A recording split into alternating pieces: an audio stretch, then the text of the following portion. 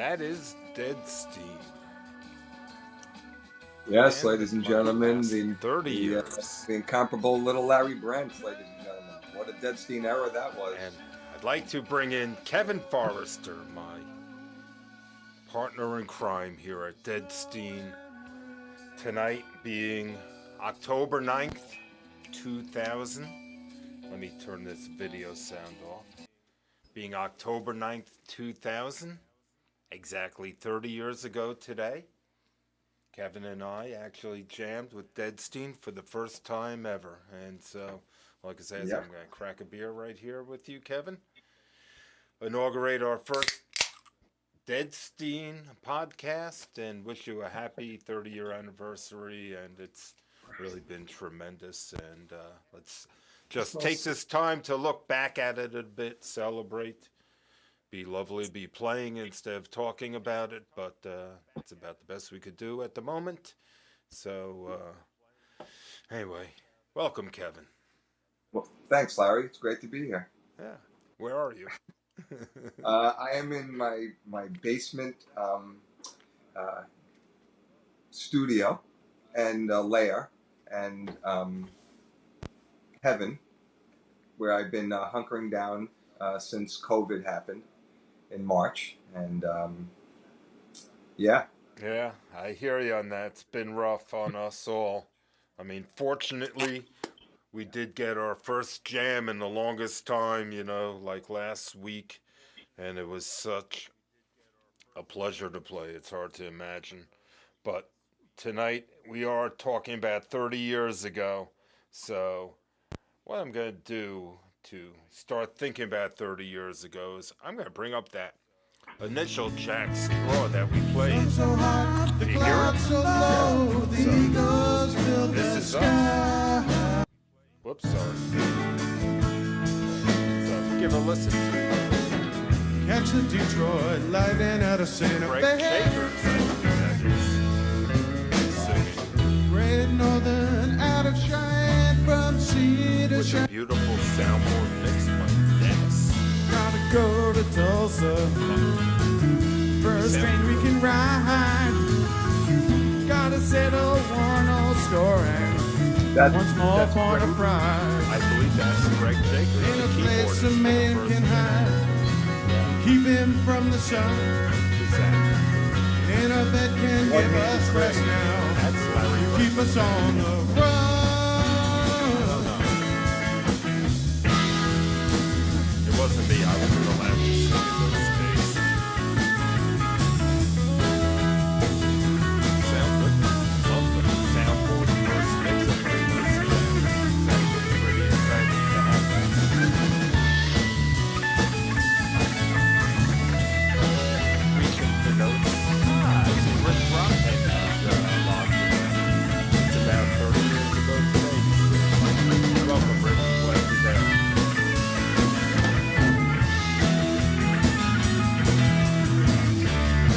For those who don't know, Rich joined us about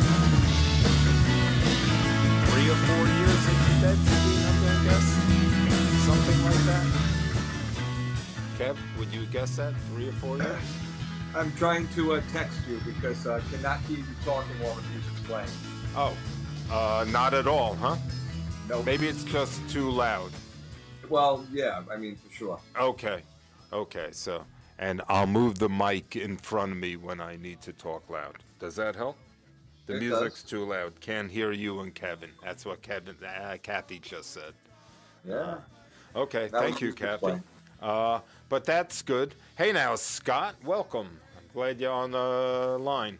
So we got Rich and Scott, and all I could say to you guys is happy anniversary also. Cheers. Yes. Maybe not 30 years for you, even though Rich and I were playing in our previous band leading up to Deadstein called the Dead Batteries. So just to give some background on that, because I got nothing else to talk about tonight. So I'll go back to where that all came from. So Rich and I played in a band that was called the so-called Dead Batteries with Rich Freeman and our bassist, boy, I can't remember his name now. I apologize, even though I'm sure you're not watching. But we played for like 2 or 3 years, and in the summer of '88, I was pretty much kicked out of the band for incompetence, I assume. Uh, they were going to play a lot of Allman Brothers, and I was asked to articulate some of the harmonization parts, and wasn't having it, and it wasn't good. So I pretty That much, that could not be good. yeah, I pretty much got kicked out with my friend Bruce Levine, who played in that band Right. with us, and Rich Brotman played in that band. I don't know where he came from. Maybe he could type it in and let us know, but I have no idea where we found him. I'm sure it wasn't this planet. Broad Pen. Woo! Yeah, but somehow we found him. Oh, Scott says, never liked the Allman Brother Band. Is he saying that for me? I'd say yes. I was never that familiar with them, but nevertheless, I couldn't play this stuff anyway, and I could at least slap some Bob Weir stuff around. So I got kicked out in '88, and I guess I wasn't in a band between that. Playing with my friend Bruce Levine acoustically at the time, with our I keyboard thought you guy were. Glenn Yeah, you playing were some playing in his terrible music apartment or in New something. Jersey. Weren't you And playing in his apartment or something? You went for jams on weekends or some kind of shit? yes, and I would start to play with Larry Brent in that time. He would come to my house, and we started to play with this guy named Bruce. Do you remember Bruce? You probably Yeah, don't. yeah.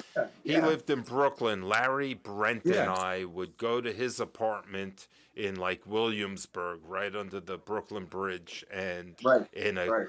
in the world's scariest neighborhood. I'd drag all my equipment in. The three of us would play a headphone jam, and so Larry and I did that for a little while, and then I met Kevin in the parking lot. Philadelphia, baby. Philly September Spectrum. 1990, Yep. and Right. asked him, hey, you still play bass? I was yearning, you know. I didn't have a bass. It was me and Larry Brent and this guy, Bruce. So I knew Kevin played bass from college. Hardly knew you were a Deadhead. I saw you at a Dead show maybe 2 years before that, and maybe we ran into each other once or Yeah. twice over the last Yeah. 6 or 7 years, probably. That's it, since college, or Yeah. 3 or 4 years. Rarely up until that point, like during my Berkeley years, I guess. So from Albany, which was where we graduate, 84, 85, where we graduate. Well, I was there for till '87, but I went to grad school. But yeah, you were probably done in '85. But Right. So even yeah, in so '80, once I moved off campus, no, I that's never not true, saw you. Larry. I saw you at the Garden like in '88 and shit. Remember? Yeah. Yeah. I So saw that's you the first once time I a was like, year. whoa, Kevin, what are you doing at a Dead show? Oh, I like the Grateful Dead, or checking them out. We hung out for the show. It was a lot of fun. You were Yeah, there it with was great. Allison, right? What's that? Allison was there. You and Allison. I think it was Allison was there. Yeah. Well, if I was with, well, in '88 at the Garden, I was either with Johnny or with Allison. Yeah. Probably both. Yeah. But yeah, so I saw it there. Then we ran into each other. I was waiting online to tape 1990 Philadelphia. It was when I officially became a touring Deadhead. That was my first multi-city, multi-show tour. I had just left the music industry and was working for office furniture full time, and I was my first mail order. And me and Johnny and Andrew. I gotta give a shout out to Lisa. She's loving this. And remember, if you're loving it, give us a big thumbs up. And remember to hit the subscribe button. Okay, sorry. Keep going, Kevin. No, yeah. And yes, so it was my first whole touring thing. And I was staying at the hotel across the street with all those guys, Steele, Johnny, Andrew. And just fucking loving life, and we're in the parking lot, which is my favorite thing. And I was like, "Hey, let's go to the taper line and see if my friend, if Larry is, online. I bet he is." And that's exactly what happened. We just went to the taper line, just randomly. I was looking for you, just like, I bet he is. And there you were, like second online and shit. And said, "Hey, do you still play?" And I was like, "Still play? Do I?" Yeah, it was pretty cool that. And then I guess I don't know how I made the connection to Larry Menaker. No, you had told me that you were already jamming with these guys, and you had this really cool place to play already. You had already played with them once. That's right. Richie's studio, and when you said that and told me about Richie's studio, then I was in, and I was like, "Hey, I got a friend who plays drums. Can I bring him?" And you were like, "Yeah, sure." And that's why I brought Schwartz with me and Johnny, I guess. That's right. I played once, probably 2 weeks, probably October or the end of September 1990 with Larry Menaker. Called me into a jam.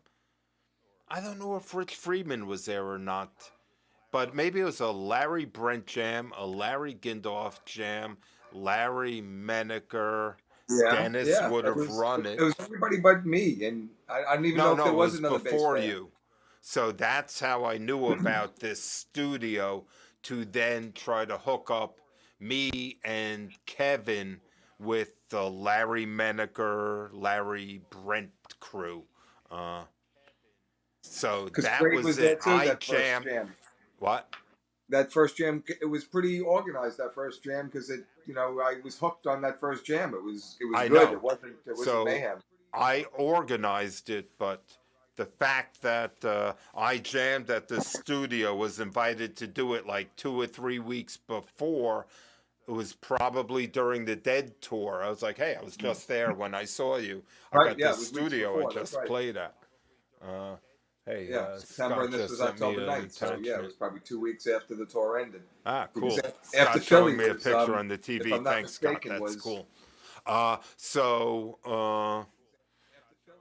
Yeah, I hooked up the jam. I probably called Larry Menaker, and he said, "Yeah, okay." Called you, and we did it. Yep. You called Schwartz, and boom. So just so everyone knows, for the record, it was Larry Gindoff, Larry Brent on guitar, Kevin Forrester, Dave Schwartz, and Larry Menaker on drums, and Craig Jakers on whatever you call it, keyboards. And keyboards. This was the first moment, so let's give a listen.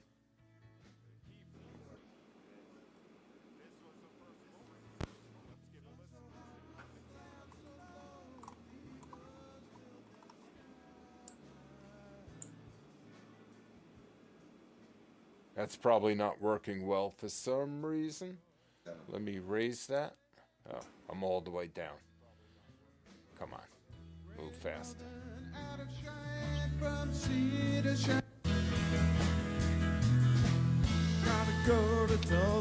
So anyway, it's now about 10 o'clock. It's probably the first break. We played 3 sets this night. We played a long set. If you look at it, and maybe I could put it behind me here just quickly. That's the wrong thing. Here it is. If you could see it, hey, 17 songs, 18 songs, if I look at it. We've tried to play this set many times through the years. Let me see if there I am. Look at me, huh? Kevin's not up there. That's one of my limitations, but it's still pretty good, huh? Give me a thumbs up for that. Then remember to subscribe. So during this, look at that set list, and we've tried to do this many times over the years on the anniversary celebration and have trouble getting through it because it's such a chunky amount of music for playing the first time for a band. Come on, that's pretty impressive. Look at that.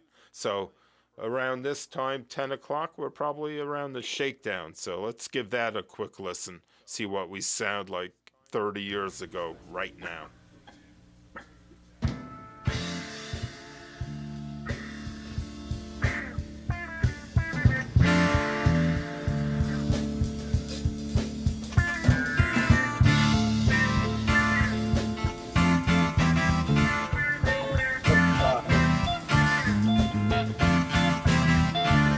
Well, I feel better now.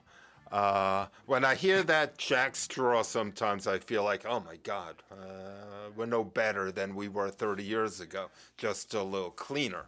But when I hear that, it's like, oh, vey, that's terrible. So that's good. So leading up to this first jam, I think Kevin and I did get together once or twice at his apartment in the Upper East Side This is to true. eat some food. We had brought some food in, watched some Simpsons and in living That's color. true. And before that, we would play some acoustic things where I was teaching you how to play the fundamentals of these songs. And probably have not stopped since. This is true. You know. Absolutely true. Yeah, so that paid off being able to play all the songs. I assume I had a version of the book, but you made your own book, which still survives to this day. Uh, This is true. yeah, uh, with what I taught you those days. So Kevin's looking for that infamous book. Yeah, show the writing and what it looks like on the inside. The By the big. way, that's not what I see in the green screen. I see black in the green screen. Oh, sorry. Sorry, I'm an idiot. It's very confusing, believe me. It's my I, first podcast. It's hard to imagine, especially with someone calling in. I think it's working pretty well, huh? you Uh, got it going on, man. You're the Howard Stern of I'm psychedelic shocked. It sounds podcasting. terrible to me Not because nothing. I have a delay, but yeah, cool. Yeah, it's Kevin's book that he's relied on for a billion years with all the faults and foibles associated with it. Uh, but it's gotten him through most of the time. What is that? Brown eyed women? I can't see. Uh, anyway. Uh, Crack on my ass. oh, crack of his ass. Where does that come from? So, Kevin Andrew. crack of my ass is something Kevin always said for the beginning of Warfrat. Instead of Yeah. old man down, he says crack of my ass, and I have no idea why. it's it's But still hysterical and it still feels great to do it. I hmm. love it. That's a saying that Andrew one tour that was Andrew saying "crack on my ass" and that was fucking hysterical and Okay, somehow singing it to the opening of Warfrat. there you I don't go. know. This is just just seems to be the thing to do. Crack of my ass. It has been funny, and the couple of times I think Larry Brent entertained you and gave Yeah, you a big crack of my ass. It was always a that's lot of fun. entertaining. That's entertaining. So somehow we survived. Let's get past the first day, I guess, of Yeah. Deadstein. And Somehow let we survived the we, first. if you think about it, for the beginning of Deadstein, the early years, the early few years, 3, 4 years were incredibly productive with like parties and fucking jamming and gigs and shit. When you really think about it, the Maryland thing, the wetlands Yeah, twice, and that's what I'm saying. That was the first 3, 4, 5 years, right? for sure. Uh, yeah, we did the Brooklyn parties, which were Yeah. magical. We did the Paulie Paz backyard party. That Uh, that was even later. That's late. That's when Paul came. That was even another phase. 93. I'm talking about this early phase of the band with this same crew and that earliness, man. Jakers never survived. Craig Jakers was only there for like 2 weeks, maybe. Yeah, Uh, but that whole thing until all of a sudden. Remember when like Brockman was like there and that like no one knew his name. He was there. No one they mhm. didn't say anything for 4 years. No It one took a remember the while. whole It, Brockman enigma. it, you know what? I'm, I am looking at the set list of the. So the next week, here, let me show this to you. This is number 4, and let me get up here. No, it's number 3. Let me get up here. So, look at this. Could you all see this? This is Yeah. the first jam. Second, okay, that's not really a jam. That's practice at Dave's apartment. Remember that? I Uh, do. I remember yeah, that day. I remember. yeah, I yeah. can see the So, whole thing right now. 5 days later, so the next jam, look at that, at Stickworks on the road for the first time. If you want to hear it, just a quick sound of, oh, no tape. Uh, huh. I guess I didn't Nope.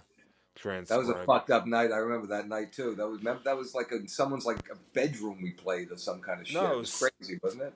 no, Stickworks was like one of those studios where you go up and there's a guy sitting at a desk smoking a cigarette. You got to wake up to let you in a smelly room to kick someone else out, who's playing. But then 5 days later, we're back at Dennis's for the second time. Then the Wow. third time in 2 weeks, so there we took 2 weeks off. Uh, but I could just be missing these tapes for all I know. But it's pretty cool. So we started playing at Dennis's. We started paying them like $20 a man. Oh, Jay's online. Hey, Jay, happy anniversary to you. Thanks. Uh, even though it's not his anniversary. But appreciate you being online. Good to see you, brother. Literally.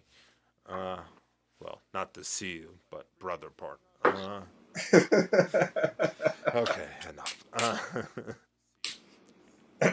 So, hey, we had a barbecue at Dennis's on 12/4.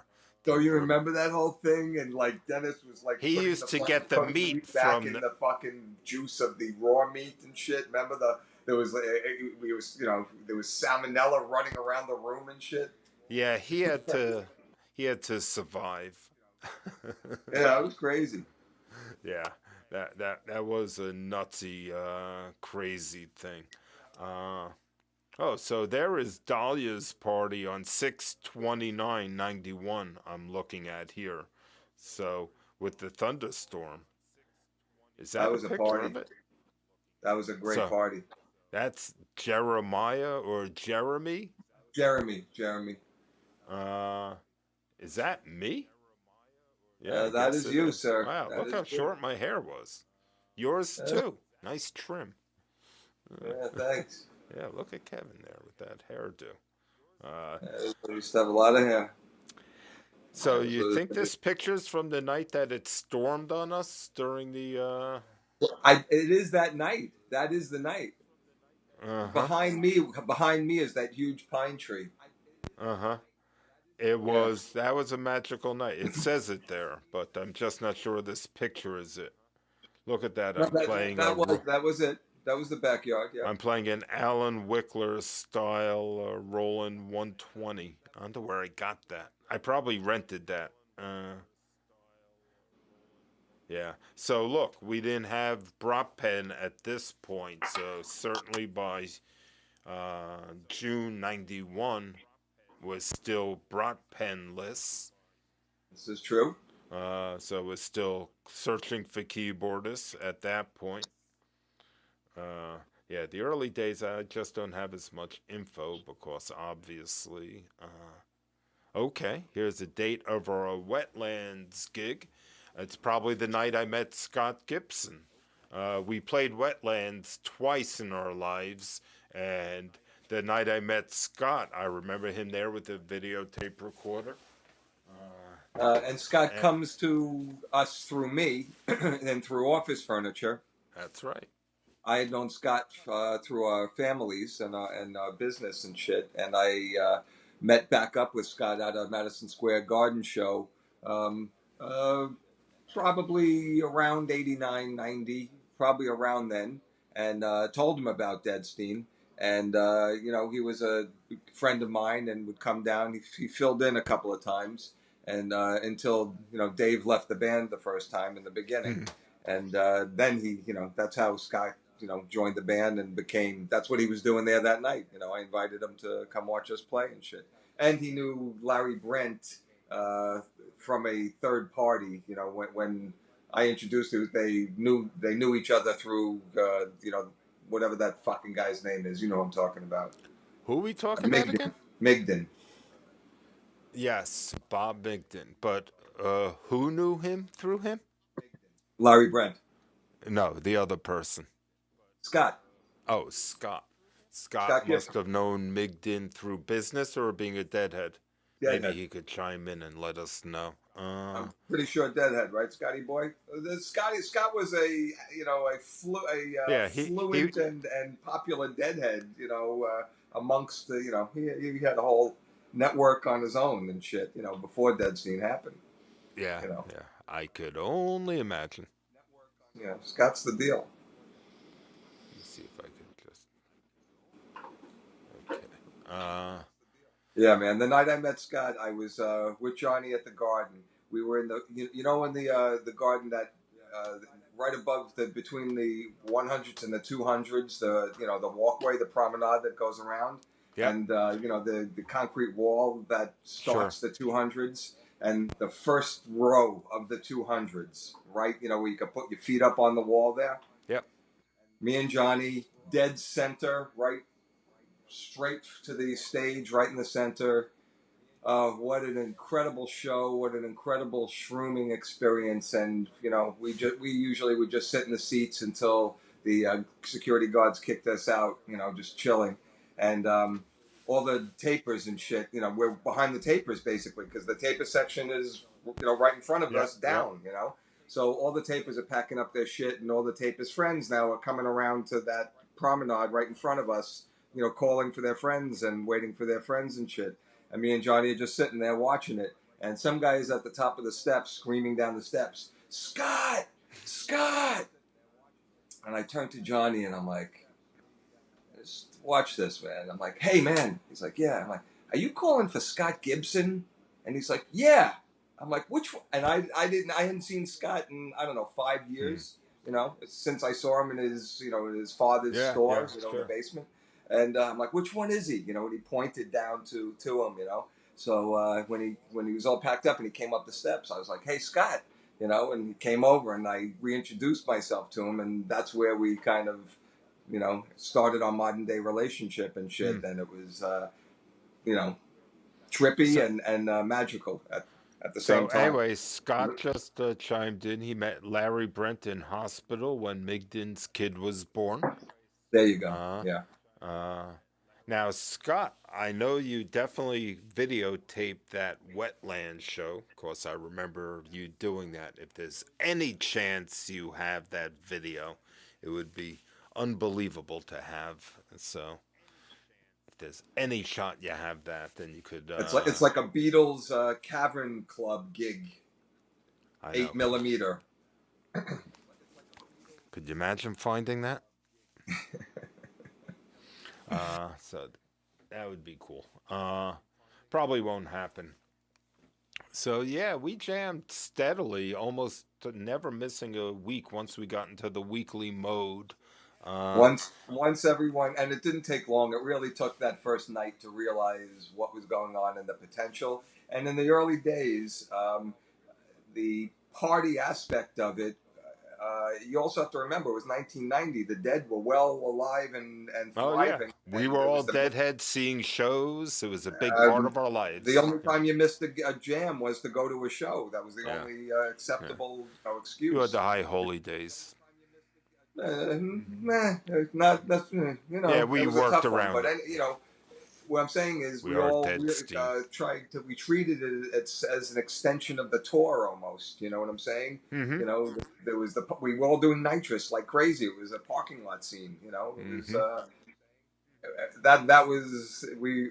And let's face it, we also in our 20s. It was some of us were married. And it was like, oh, this is fucking perfect.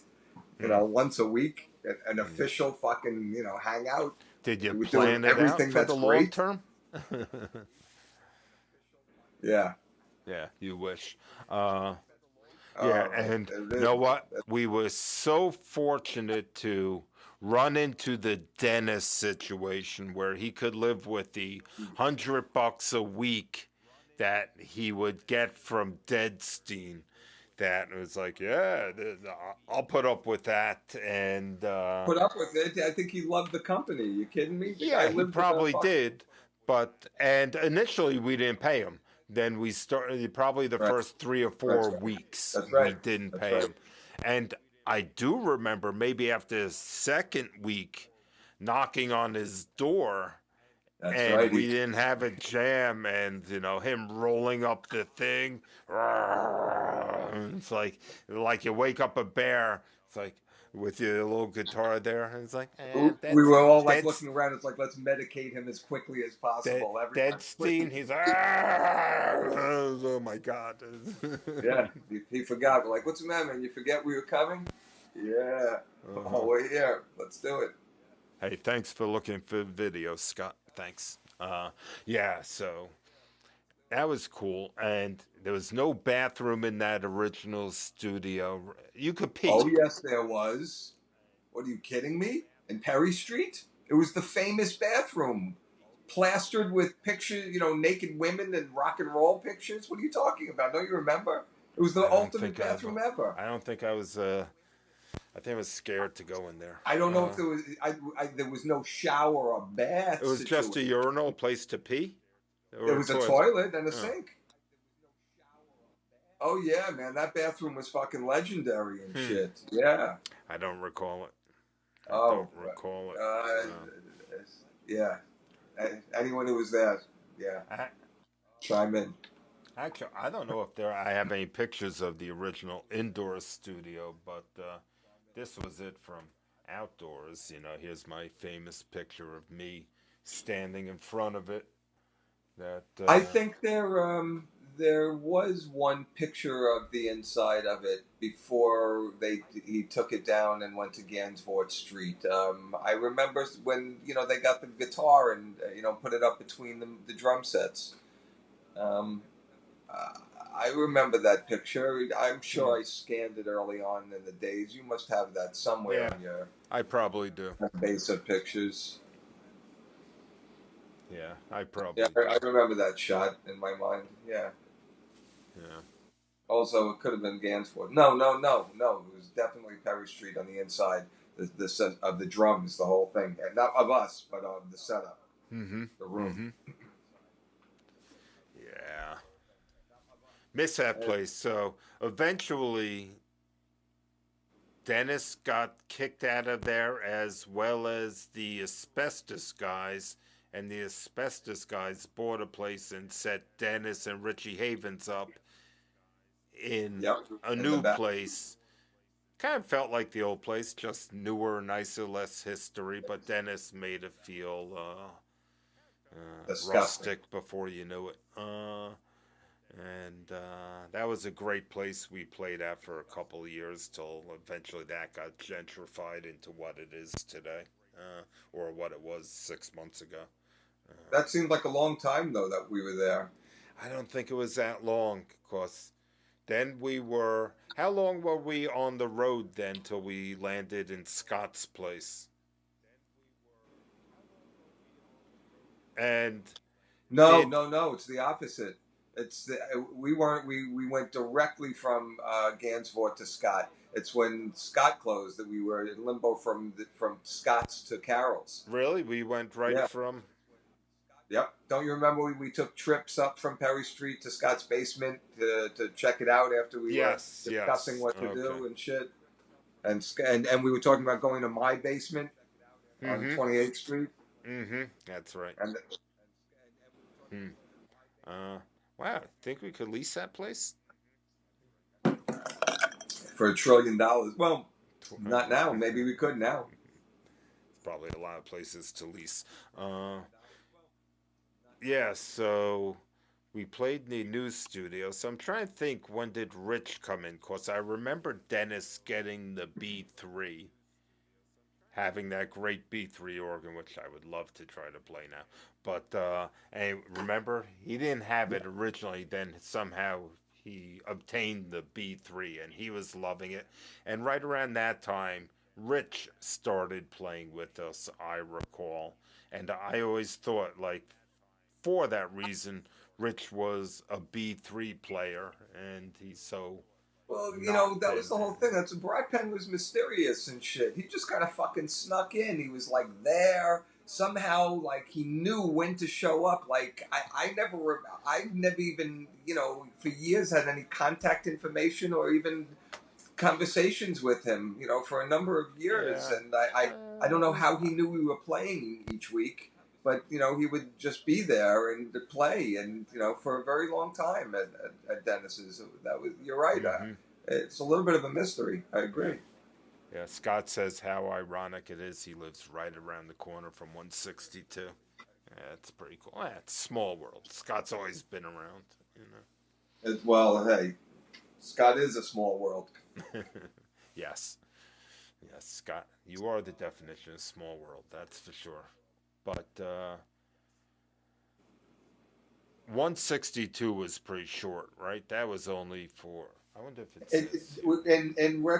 I think it was. You know what it was. I think it was 5 years at Perry, 5 years at. No, that's not true. Gansvort, I see, was still there in '96. I'm looking up the records now. And so William Weiss is in '98. Gansvort probably ends through '97. I'm going through the end. Oh, okay, there it is. Okay. First night of William Weiss, 7/30/97. 97. Wow. Yeah, I'll show you the post. I keep going to number 4. So there it is. I don't have music from it, but there's your post. Wow. And here's the set list. Oh, read some comments just to start from I didn't write anything. I did. Welcome to William Weiss. The resiliency of Deadstein's shine tonight. We transitioned out of Dennis's and into William Weiss just like a Swiss watch, like a China Rider, a Scarlet Fire, Abbott and Costello into the Bowery Boys. You get the point. Yeah. You have to give Scott credit for pulling it all together and taking care of us. Uncle John's was the only song in the first set. I guess we probably took time set up. It worked. The vocals were unacceptable. Remember how terrible that PA was that we bought, that Yorkville thing? Yeah, I do. Yeah, that really was terrible. Ben's Deli, open till 9:30. Many briskets with gravy. I don't know about the briskets, but the gravy was very thick and uncalled for. I had the pastrami and corned beef. I guess the brisket was unavailable. The knish was soggy. Fries were like Nathan's and very good. The best thing about the place. Dr. Brown's Variety. So long, Snapple. What's up, Doc? That's nice. In the end, literally, I don't like Ben's. It's just a little too sickening and not that good. I'm feeling. We went with Ben's because it was across the street from Scott's store. Yeah, I understand that. Yeah. So. Anyway, hey, you know what? Deadstein's food write-ups were as good as the music write-ups. They were food. It was a whole art section. Yeah, so we moved into Scott's in the Wisezoic era, as you see I call it. And that's what we look like from the Wisezoic era. Is Allison pregnant there? She Maybe could be pregnant with Sammy there. Yeah, look, because Alyssa's born and like a little baby. She could be. Yeah. It's possible. Okay. Anyway, that's us starting the Wisezoic era. Like the Israelites. That picture isn't from 1997, though. No, that's from Maryland, I believe. Right. And no, she was not pregnant in Maryland, no. Okay. And you just wrote here, well, like the Israelites and Chuck Berry, we have entered into the promised land, and it's good. Scotzo was beaming like a proud father, a freak, God bless him. The limitless potential in the future will bring us into the golden era and evolution of Deadstein. It's exciting. Feel like Peter Minuet, surveying the virgin landscape of Manhattan, imagining the Chrysler Building and Sabrett hot dog carts. You used to write nicely, Kevin. Thanks, man. I appreciate it.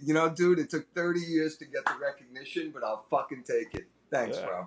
Yeah. It means a lot. Nice. even with all the equipment deficiencies, it sounded good while we were playing. The tapes all sounded good. Yeah, I guess I don't have the tapes from this posted or anything, but yeah. So Mm. anyway, that is. Let me get Kevin back up on screen here. Yeah, it's Seven good thirty shit, baby. '97, starting the William Weiss era, which went through. I'm looking through '98 now, and '99 we're still in William Weiss, and okay, looks like 2001. Yeah, that's right. And Because 9/11, so 9/11, here we it were in is. Cattles. 2001. The WW1 William Weiss Interiors, I guess that stands for. Not That's World correct. War One. That's correct. William Weiss Okay. Interiors. The William Weiss ERA, Equal Rights Amendment, or on Era. average. The Era? William Weiss Interior era is sadly Era. over. Okay. The era is sadly over, but we will survive. That's what Jerry sang. Is that even a word? And look at him. Was he dead by then? Yes. Great. So, Okay. But we did survive so far, and that was 2001, and now it's 2020, so God knows. It's 20 years later, and we still are surviving. So, well, we're on a freaking podcast.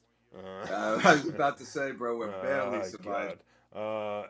So, anyway, that's the end of the William Weiss era at the beginning I of was, 2001. and And you got to next remember week, how great that actually was, because out of all of the eras of Deadstein and phases of Deadstein, that was the only place that was our own, hours. and we controlled it in every way. Thank you, Scott. And it felt really good while it lasted. It was the most fun jams, the most relaxing jams. Yeah, with the The food. We never were yeah, the able to food. It do was the food. food, the friends, the guests. Scott is the ultimate host. Scott's the Yeah, ultimate social guy, and yeah, so it was always had a feeling of that you were at a bar or a club or something. Or yeah. no, I Your take that back. You clubhouse. were at your buddy's fucking basement. You were Yeah, literally at your buddy's basement, yeah. and all your friends were hanging out, and it was fucking amazing. Though, and to be honest, those were also for probably everyone, but me and Scott too. Those were fucking trying times, and trying Hmm. business times, and trying very stressful times. So those particular jams were fucking heaven, man. They were complete and utter escape, and Hmm. uh, Yeah, special. That was a special time. and you know what? Those are the days of the glory of the internet, also, as far as comments and enjoying the week to week back and Yes, forth as you look yes, back at it now with the yes. set lists and the menus and that was Yeah. the That's what I'm saying. It was the ultimate fun. Each week was just the ultimate fucking escape and hang out with your friends in the most relaxed, most fun possible, seemed like kind way. to be It honest with was you. it was the closest that we were extending. The Dead and the tour and the feeling and vibe of that, and pretty successfully. And that's I what that never was. felt It was the great. music was good there. It What was good? it seemed like we always had problems. What do you mean? It Well, we always sounded had good. We had a problems. terrible PA. We were always Yeah. mushy. I think we just, while we had fun there, it was good. I think we never acclimated to the room and always overplayed it. Well, you know what? Of course, Bring hey, you back know the what? It's comment 2020 page. and I everything agree. gets It's discussed tough, on the internet, Scott. and God bless everyone. But during the lead up to this, you played a very early Deadstein with Larry Brent, the brilliant LLB, and you know what? The problems of that you're describing is the sound of LLB. So Hmm. that mushiness and that playing and that Yeah, whatever, probably. whoever is talking, I've just heard it myself and was commenting that, wow, listen to that. weirdo fucking like Hmm. you And know sound, that that was the the era of, undeadstein sound sorry. of now, which is so completely open and individually distinct and not distorted in any way. Even when someone's playing with distortion, it's clean. You know what I'm Mm. saying? Back then, everything was, and the sound of Larry Brent, very distinct and very well what it is, but its essence is that noise, just a Yeah. distorted It takes up noise, a and lot of room. Uh, and I probably took up a lot of room than you did. We had Brent and Trista fighting each other in those days, because those were oh the well, classic well, that was Trista something Brent. else. You didn't, that's a whole dynamic and a whole thing that happened that you're kind of glossing over. Well, hey, There's I'd be what happy. actually happened was, Trista, our friend from Albany that we knew from Albany, and I mean, McGinn knew him better, I guess, lived with him, of course. I knew him from Albany and Dead shows and just hanging. I never played guitar with him in Albany, but at one point at Gansevoort Street, Trista was invited and he came with his amp and shit and his black Strat. And I was like, what the fuck is that, man? I didn't know he could, when did he, he plays like that, and you were like, yeah, bye-bye. I'm like, we should probably play with this fucking guy. And I was, so we started trying to invite him as much as possible, and unfortunately, Larry Brent, left a crack open at some point during He quit. an emotional breakdown, and we immediately invited Trista to fill in, and then Brent changed his mind, and well, Trista's already there and shit. I guess you can play too. And they had their makeup where Larry's like, "Hey, I just want to say I have no hard feelings from the old times when," and Trista's like, "I don't know what the fuck you're talking about. Well, hey man, I have no feelings and no knowledge of anything you're discussing." Brent didn't really have a choice when it came down to it, so he did make the better move. He didn't have a choice except to accept it and Hmm. not have hard feelings.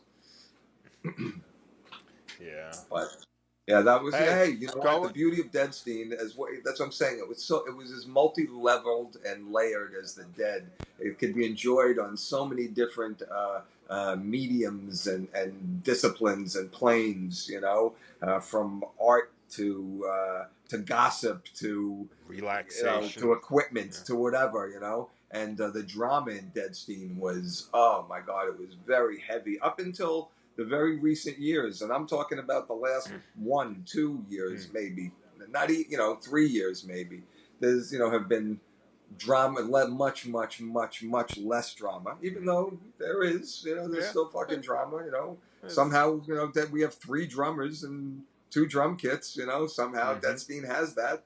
It's a nice drama, but shit, that I mean, happened with as you and know. as consistent as you think we've been, hey, going through 30 years, it's really only Kevin and I that have been here the entire time.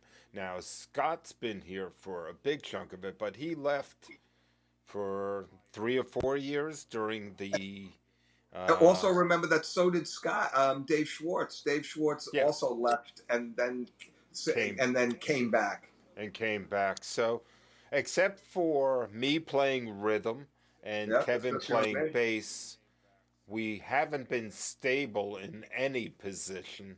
I That's mean, we right. felt like we was stable with Larry Brent for a long time. He felt It like did. this, It felt. That's what I'm saying. That era but felt much if longer you than it look was. back at it, he left. I don't know, 2000.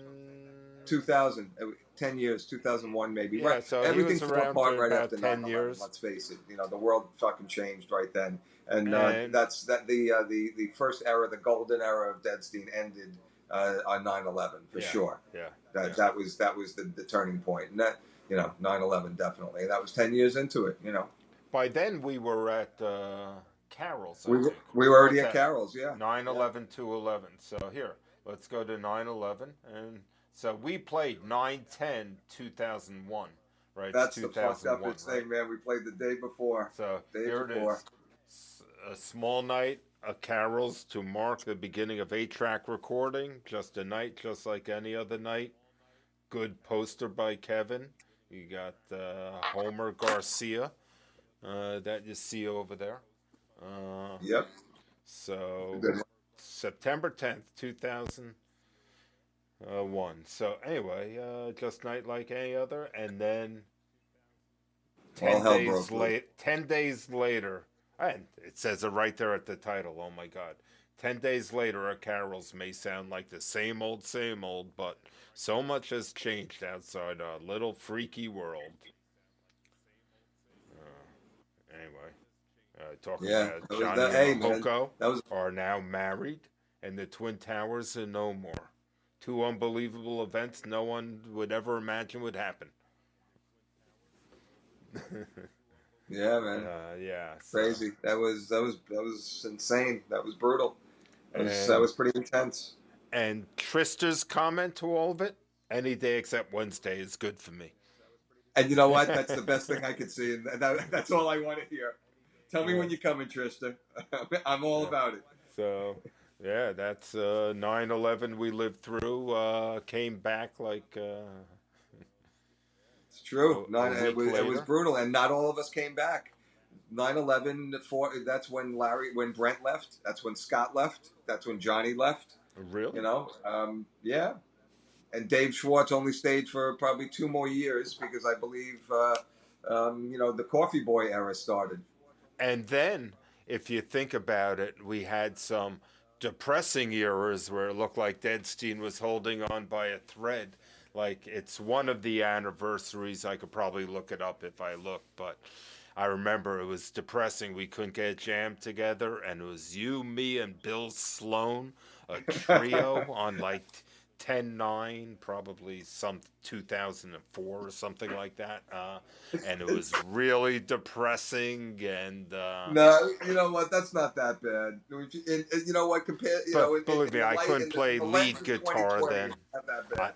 I, I was the only singer trying. It couldn't be good, but we held it together, persevered. Some of those bumpy roads, never missed a week, which Nope, was nope. Would not incredible. miss a week. And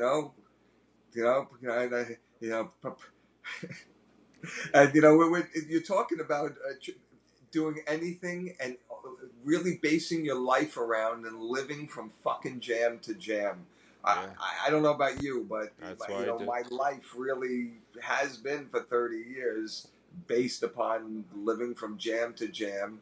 Yeah, And I'm well, talking about in the midst of everything from your wife having children and hoping she gives birth on a non-jam day or right after the jam. So I have 6 days before I have to breach the subject of going to a jam, or your father having a heart attack, and can you deal with it until I get yeah. until tomorrow, Yeah, type well, of I thing. don't know about you, but my weeks have been structured around downloading tapes, making a mix down, and getting it done Right. and uploaded, and doing a posting on a weekly cycle that has been quite rigorous, believe me. So, I can it's, imagine. yeah, Well, hey, it's, that's I mean, I didn't have all again, the that's why you don't obligations have all you kids. And guys did, but yeah, keeping the Deadstein thing going, it's an effort, that's work. for sure. Oh, hey, this hasn't happened by any means by happenstance. Even if we were to be able to get the weekly jam going somehow and keep that consistent, the website itself, deadstein.com, has without question been the thing that has taken it to the next level, Hmm. and made it something else and sustainable on a different plane. So Yeah, it's yeah, yeah. yeah. So the whole virtual world of Deadstein. Uh, whoops. Uh, it's been cool. So yeah. What else? And wait, so you got Carol's original place, and then Carol's moved, Yeah. So we and spent then a lot of we time were at on the road again Smash, during that period. and we spent a lot of time at Smash Studios, Smash, yeah, where we and brought on the Coffee music Boy. building and those other places ultrasound and shit, Yep. all those, interim fucking places. Yep. And then we had None a of that lot. was doing. And then around the 2002 era was around when Therese came in, and we started all that work with Perez. her, working towards some of those gigs, playing a lot with Coffee Boy.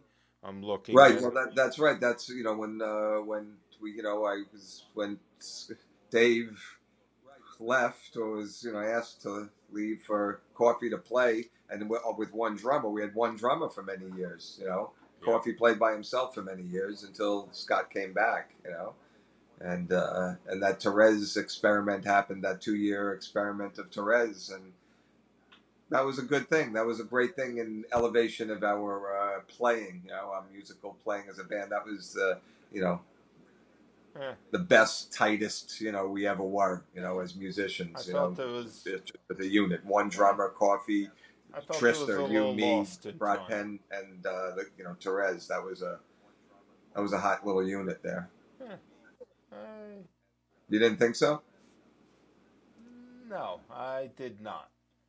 Really? Uh, I think we kind of just was stagnant during that whole Therese thing, and no, I. Well, it was stagnant in one way, but progressive in another. Mhm. Yes, we were playing the same thing over and over again, but we were progressing because we were getting tight and good as a band and being able to Yeah. play So, songs, at a different light, not as a improv so situation, but as speaking a of which, performance, and a polished performance. speaking of which, let's give it a look.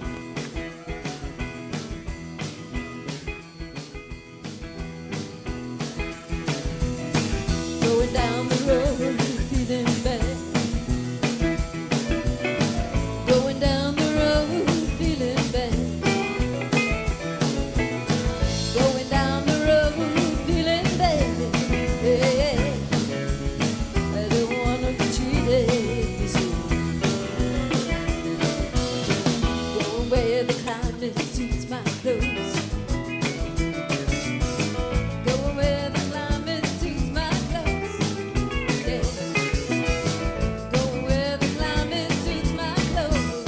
Yeah, yeah, yeah. Don't wanna be treated this way.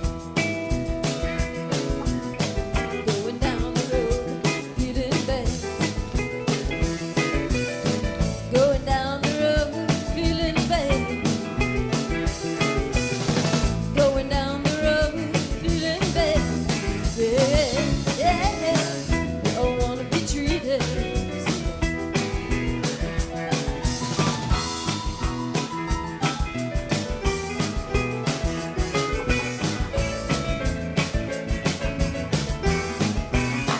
Yeah, so Rich brought Therese into us. I think Rich always had dreams about having a female accompanist with him, just to have a protege at his side, and I think he really saw Therese as that. And yeah, in the end, Therese ends up being a wonderful person who really likes us, and we like Going her. where the And water really tastes like has been a wine, great time wine, with her. wine. A few times she's Going been where back the to us water in tastes recent like years. We've wine. had a few really nice, enjoyable jams with her. Going Kind where of the surprising water us how tastes like good it wine. is. Yeah, yeah, yeah. Don't wanna be treated this way. Going where the chilly wind don't blow, blow, blow, blow, blow, blow. Going where the chilly wind don't blow. Go where the chilly wind don't blow. Yeah, yeah, yeah. Don't wanna be treated this way. Interlude there.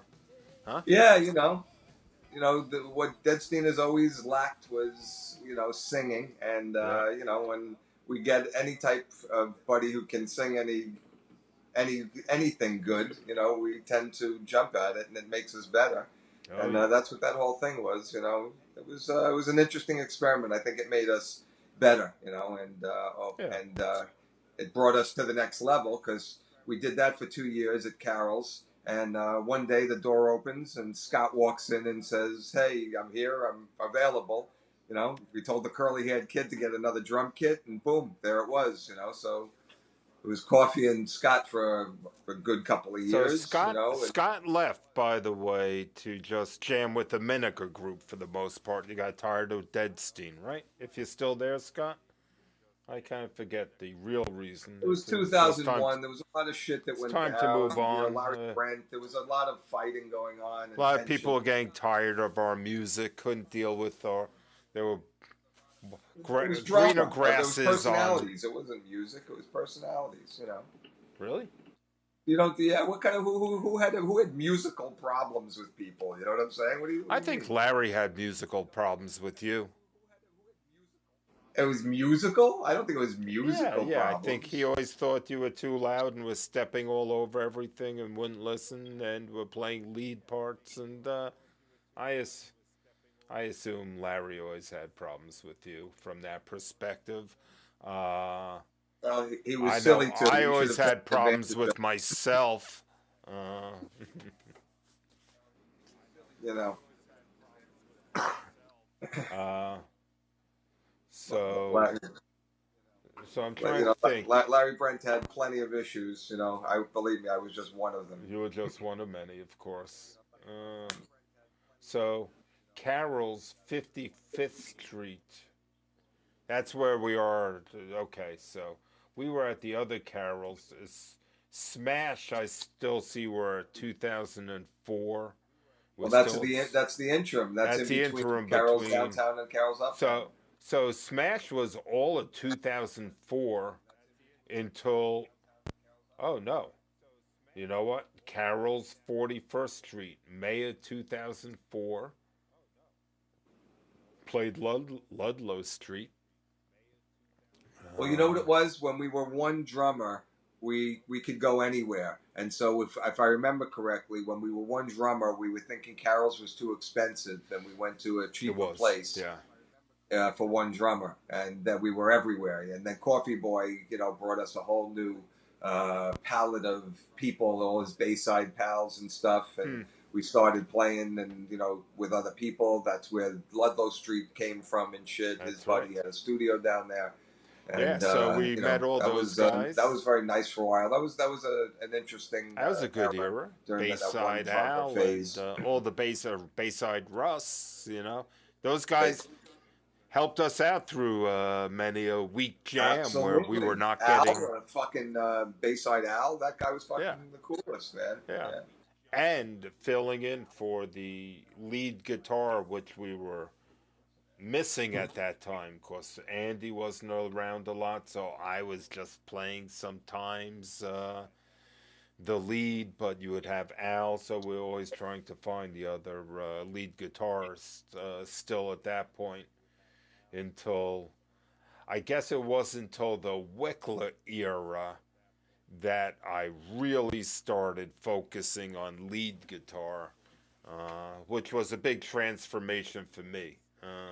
To be honest with you, as just to be able to really focus on lead as opposed to just Bob.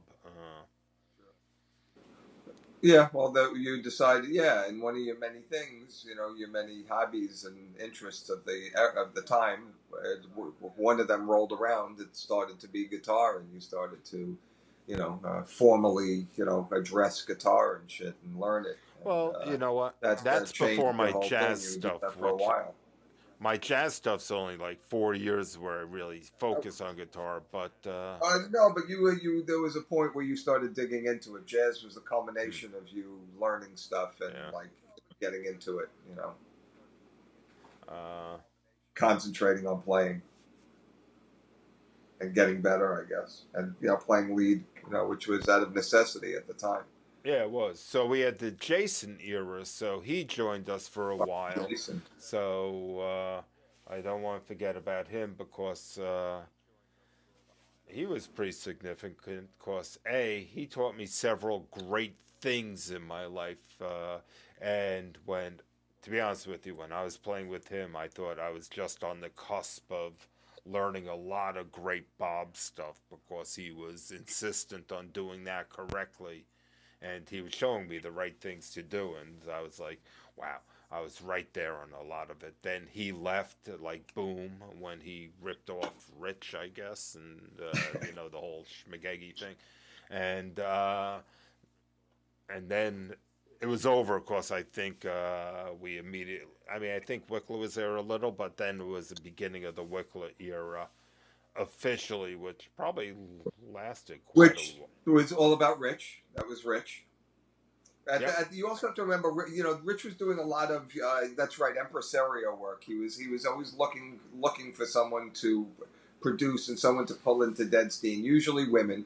Remember Donna? You had the whole Donna Yes, thing we had the too. I don't Donna remember thing. what fucking era that was, but he's Yeah. always inviting some fucking people to come. There was Therese. Some of it works out and it's good and shit, and some of it's Wickler, and All of it's he. good though.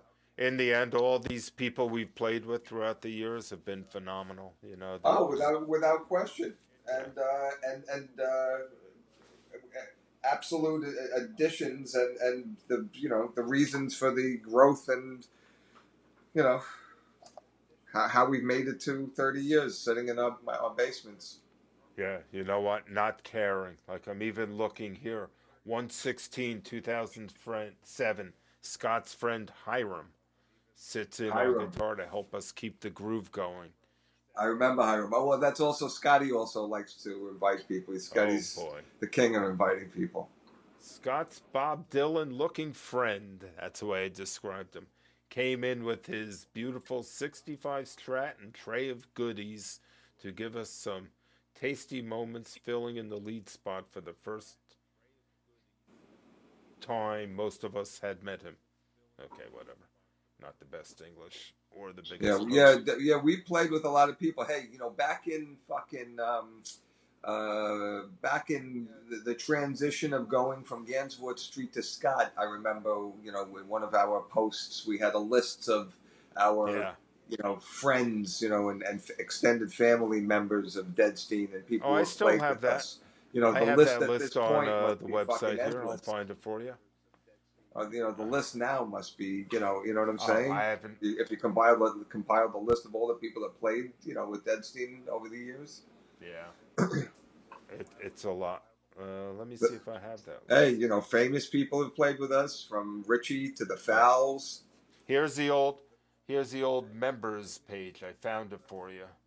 So I don't know what year this is from, but this Well, is by the lineup, it tells you it's from the. It, 2001 to no. That's right after Therese. That's post Therese. So it must be 2004. 2004. Yeah. So anyway, here was then with the originals that we spoke about. Even though Jake, I call him Jake. Was Craig That's his name. Jakers? Okay. That's his name, Jake. Yeah. Okay. Then we have recent releases. Looked at We forgot the Mini whole T and Poison Golem fucking era. Poisigola. Forgot about the Poisigola era, as well as the Paul Cohen era. By the way, we didn't mention that era, which was nice and That was had. crazy. That was a whole crazy time. Hey, there was a whole festival at his house and shit. It was crazy. Yeah. I think for the first time, like when Paul played with us, we Paulie had a Paz. We didn't even talk about the whole Paulie Paulie Paz Paz, thing. that we had a great sounding something in the band, that just rose above all the other nonsense that we do. Uh, Yeah, if well, you know we what. were great when Paulie played with us. Yeah, I agree. What's Scott saying? What about Touch a Grey Dude? Who's that? Is Oh, that the you mean the truckin' Jerry dude? impersonator that Yeah, the came to Jerry Chris's? impersonator with the Jewish accent. That guy was The classic. guy who originally recorded, "They're Coming to Take Me Away." Yes, his claim to fame. If we only had that video. We had that video, didn't we? Oh, I've seen that video. I've seen about it. I've seen it. Yeah, Yeah. Oh, you have it. You have I, it. I don't know where that is. So anyway, the rest we have Riley, listed here. Hey, those early days with some of these characters between Well, that's what I'm Riley, saying. It was like Richie hanging out in the Havens, parking lot, man. Hanging out in the Benson, parking lot at a show. Dino, Tony Orlando. Remember fucking Tony Orlando? I do. Phoenix, the overhead projector artist, the midget. I shouldn't even be writing that anymore. Moskowitz and JC. Okay, Tennessee Jed was one of the keyboardists. Yeah, Jeremy, the other keyboardist. Stagger Lee. I mean, we haven't gotten back to him since he's a more recent addition, but hey. We haven't gotten up to him No, because I'm just saying. because Coffee hasn't left yet. Yeah, but Stagger played with us like 1 or 2 times in the early days. Yeah, It's probably we the called only. him to fill in and shit, and I remember meeting him in Penn Station at like 11:30 at night on the way home or something, and running into him, and saying, "Hey, you got to play with us."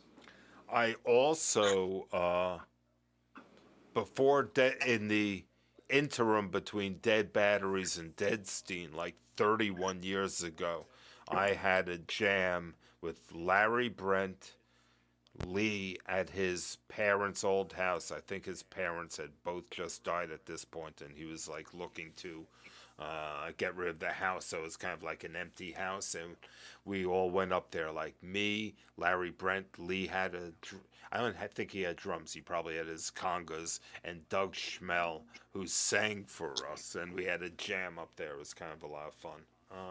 So I had a jam with Lee then. That sounds like a lot of fun, actually. Yeah. The Cool and the Gang guy. Remember that guy? I do. He Yeah, was I phenomenal. absolutely do. During a deal, I think he played the end of it, and it was amazing. He was in Cool in the Gang. Yeah. So then, besides whatever you call him, Poisey Poiso, you had his brother Snappy Poisey Poiso, right? Yeah, that's right. Snappy They're was different. his brother. Then, Yeah. then we had Phyllis speak. So I don't know why I have her listed, but I have Phyllis and Andrew Cohen. She used to come hang out. Did she? Yeah, she was my touring partner. I used to go with her to shows. She used to come to Deadstein a lot. Yeah. Okay. Yeah. Phyllis, Andrew Cohen, Steele, Jeff Hennefeld. He played guitar. He was our lead guitar player for like months, like a good. Yeah, a little chunk. short Jewish guy, right? Yeah. Okay. Steele's ex Jerry, Johnny Depeche. Okay, who's that again? That was Steele's buddy. He came to shows with us a lot. He was kind of bald and with beard. Andy cool. Fishkind. Who's that again?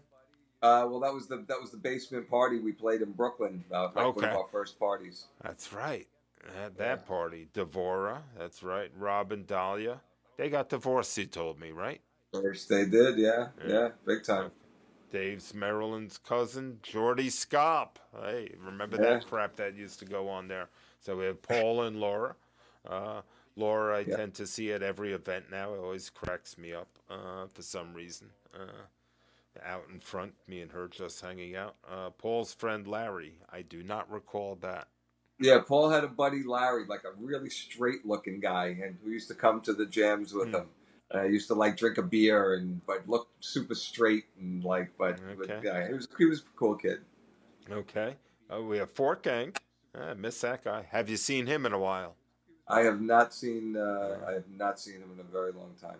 Okay. I don't know Tommy Steege, but I know the name Rocky Rockabudo. But those were Dave's Brooklyn pals, who were a great guitar player and great drummer. We used to jam with them at to various events. All of us, they used to come and like at Dave's SIR party and shit.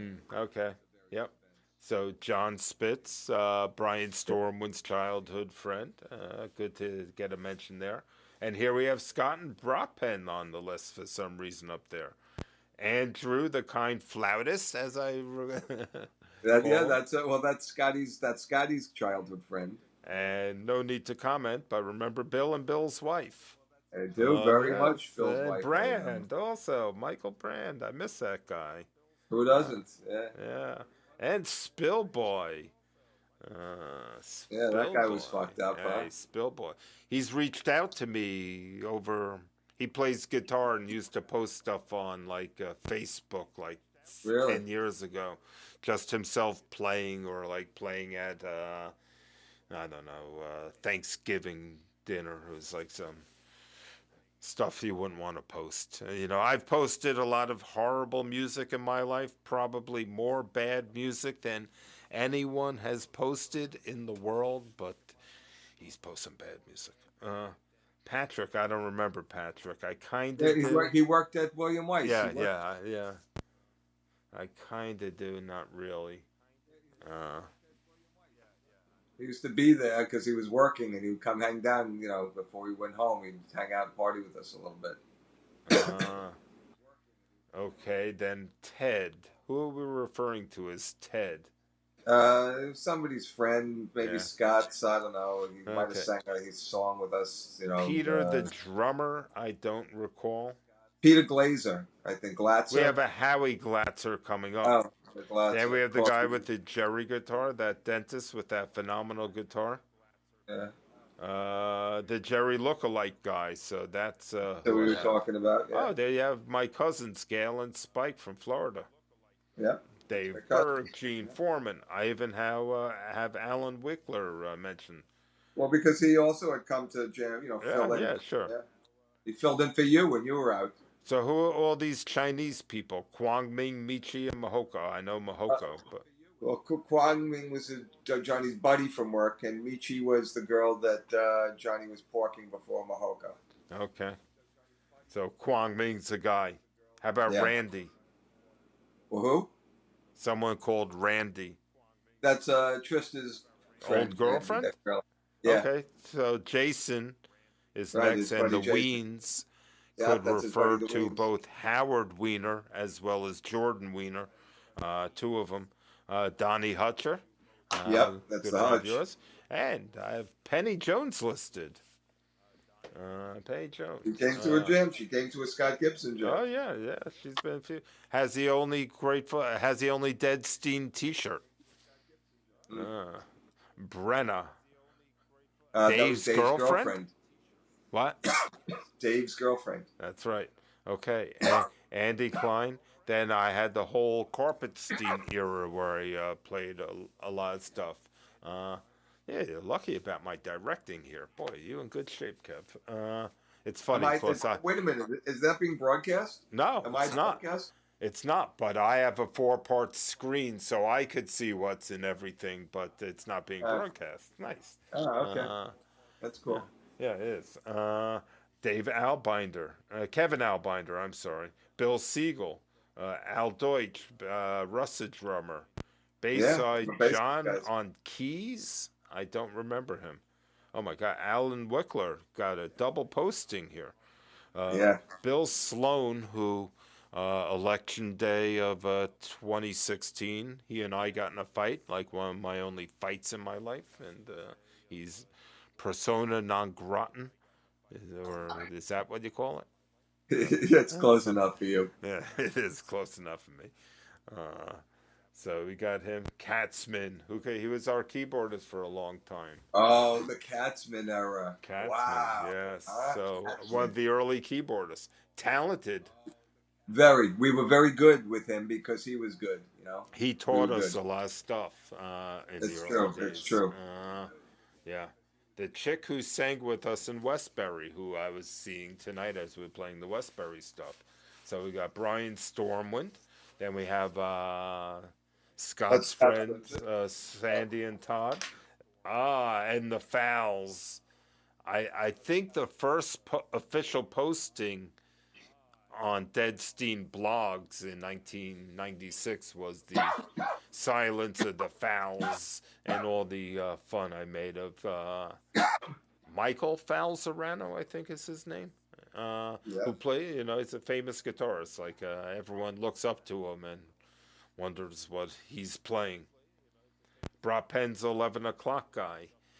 I could imagine it. I can't remember it though.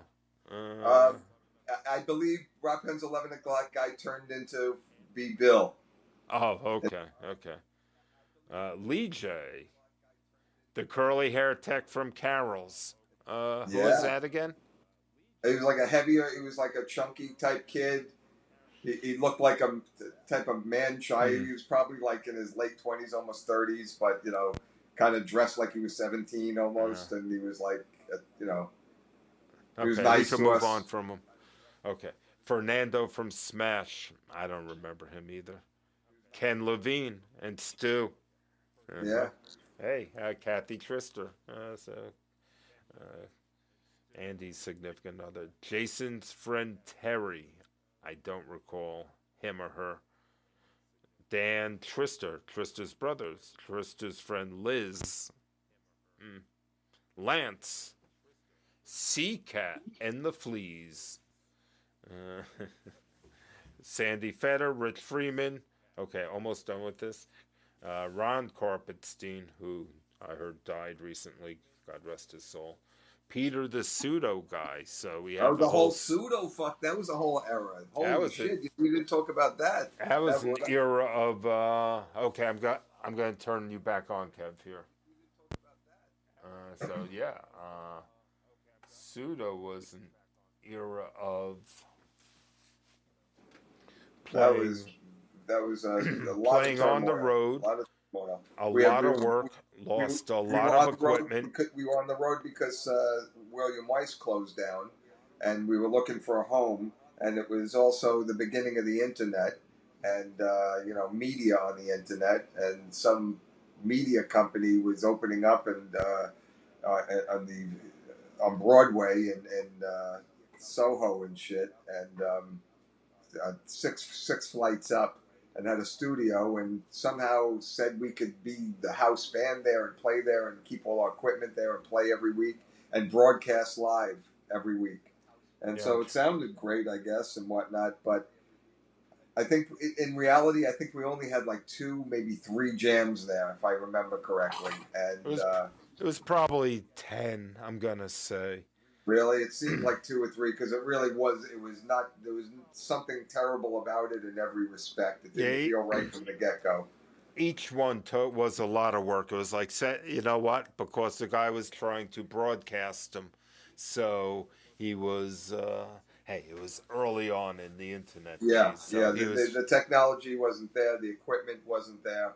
It was a tough thing. Yeah, we spent too much time futzing with that stuff instead of. That was also the Poison Golo era. It was very. There was tumultuous. There was some tumultuous shit going down. That's when Poisey was there? Yeah. Oh yeah. That was all Poisey. Yeah. I'm looking through trying to see if I could find the dates on that. Yeah, that must be 98, 90, 99, probably so 98. But before William Weiss? No. After William Weiss. Okay, so we're in William Weiss till 2001. Really? Yeah. So we're Vinny. Really? Then we go to Carol's 41st. There we are, Pseudo, 2001. 7/24, 7/12, 7/5. Then we had the Banjo Fest in Long Island. Remember that? Yeah, that was a hot summer. That was not hot. I mean temperature. Yeah. Let's take a quick. If I remember correctly, there was an air conditioning in Pseudo. Let's just give a look at this. See what this thing was like. If I remember correctly, they were like. Here's a nice backyard.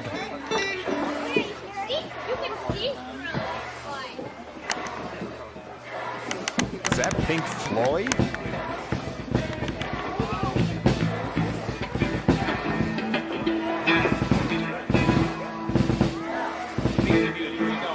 What are those people cheering?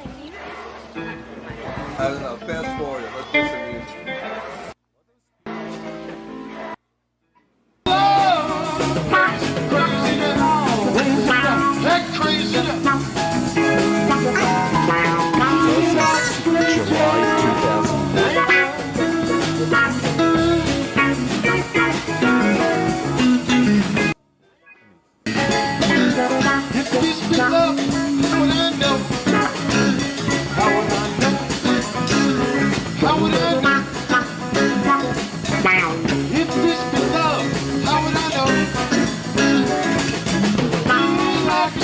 It's gonna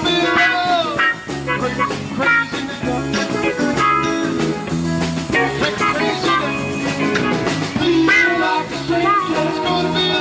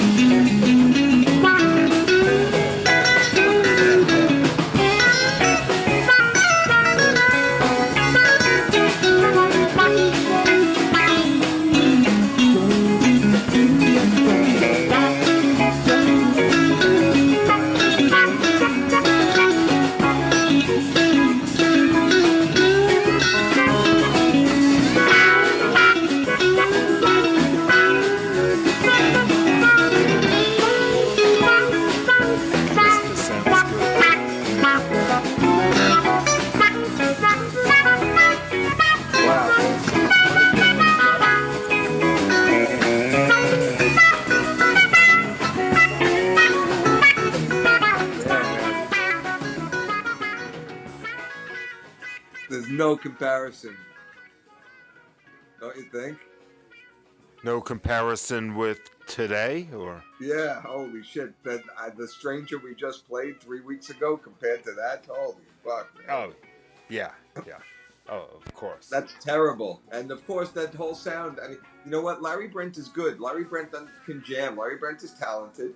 Larry Brent, he can jam, man. We had some really interesting jams that yeah. took it out. He knew how to move a jam forward. Yeah, yeah. He play his. It was his musical sense was good. His innate musical sense was good. He understood the Jerry solo. He understood the jam. Mm-hmm. But his fingers are his fingers. That's what his shit sounded like, and that's what it's going to sound like, you know. And he just didn't like that. He wanted it to sound something different, and it wasn't going to happen. So, he could blame it on me all day long and shit. But Yeah. believe me, if you're no matter how, if you're a guitar player, you want me to play like that. If you're a guitar player, I'm making you play better. I'll make you sound and play better. You're right. You play off. Yeah. Anyway. Yeah. Uh, Yeah, so yeah, so that's terrible. And also the two drummers, that's Scott and Schwartz. Schwartzy, God love him and everything, but there was a whole different drumming thing going on. Listen to that beat compared to that groove compared to the modern. Well, the we're spill. all more refined now, obviously, than we were. A modern So, Stranger by the groove way, is pretty I happy. see we still played at Pseudo then in August still. So we played there for July and August. And then we started to move. We played a little in Carroll's, Smash. And this is Carroll's 41st Street. Smash through the end of 2001. And continuing then to move to Carroll's 41st Street and smash back and forth between 2001 2002. I see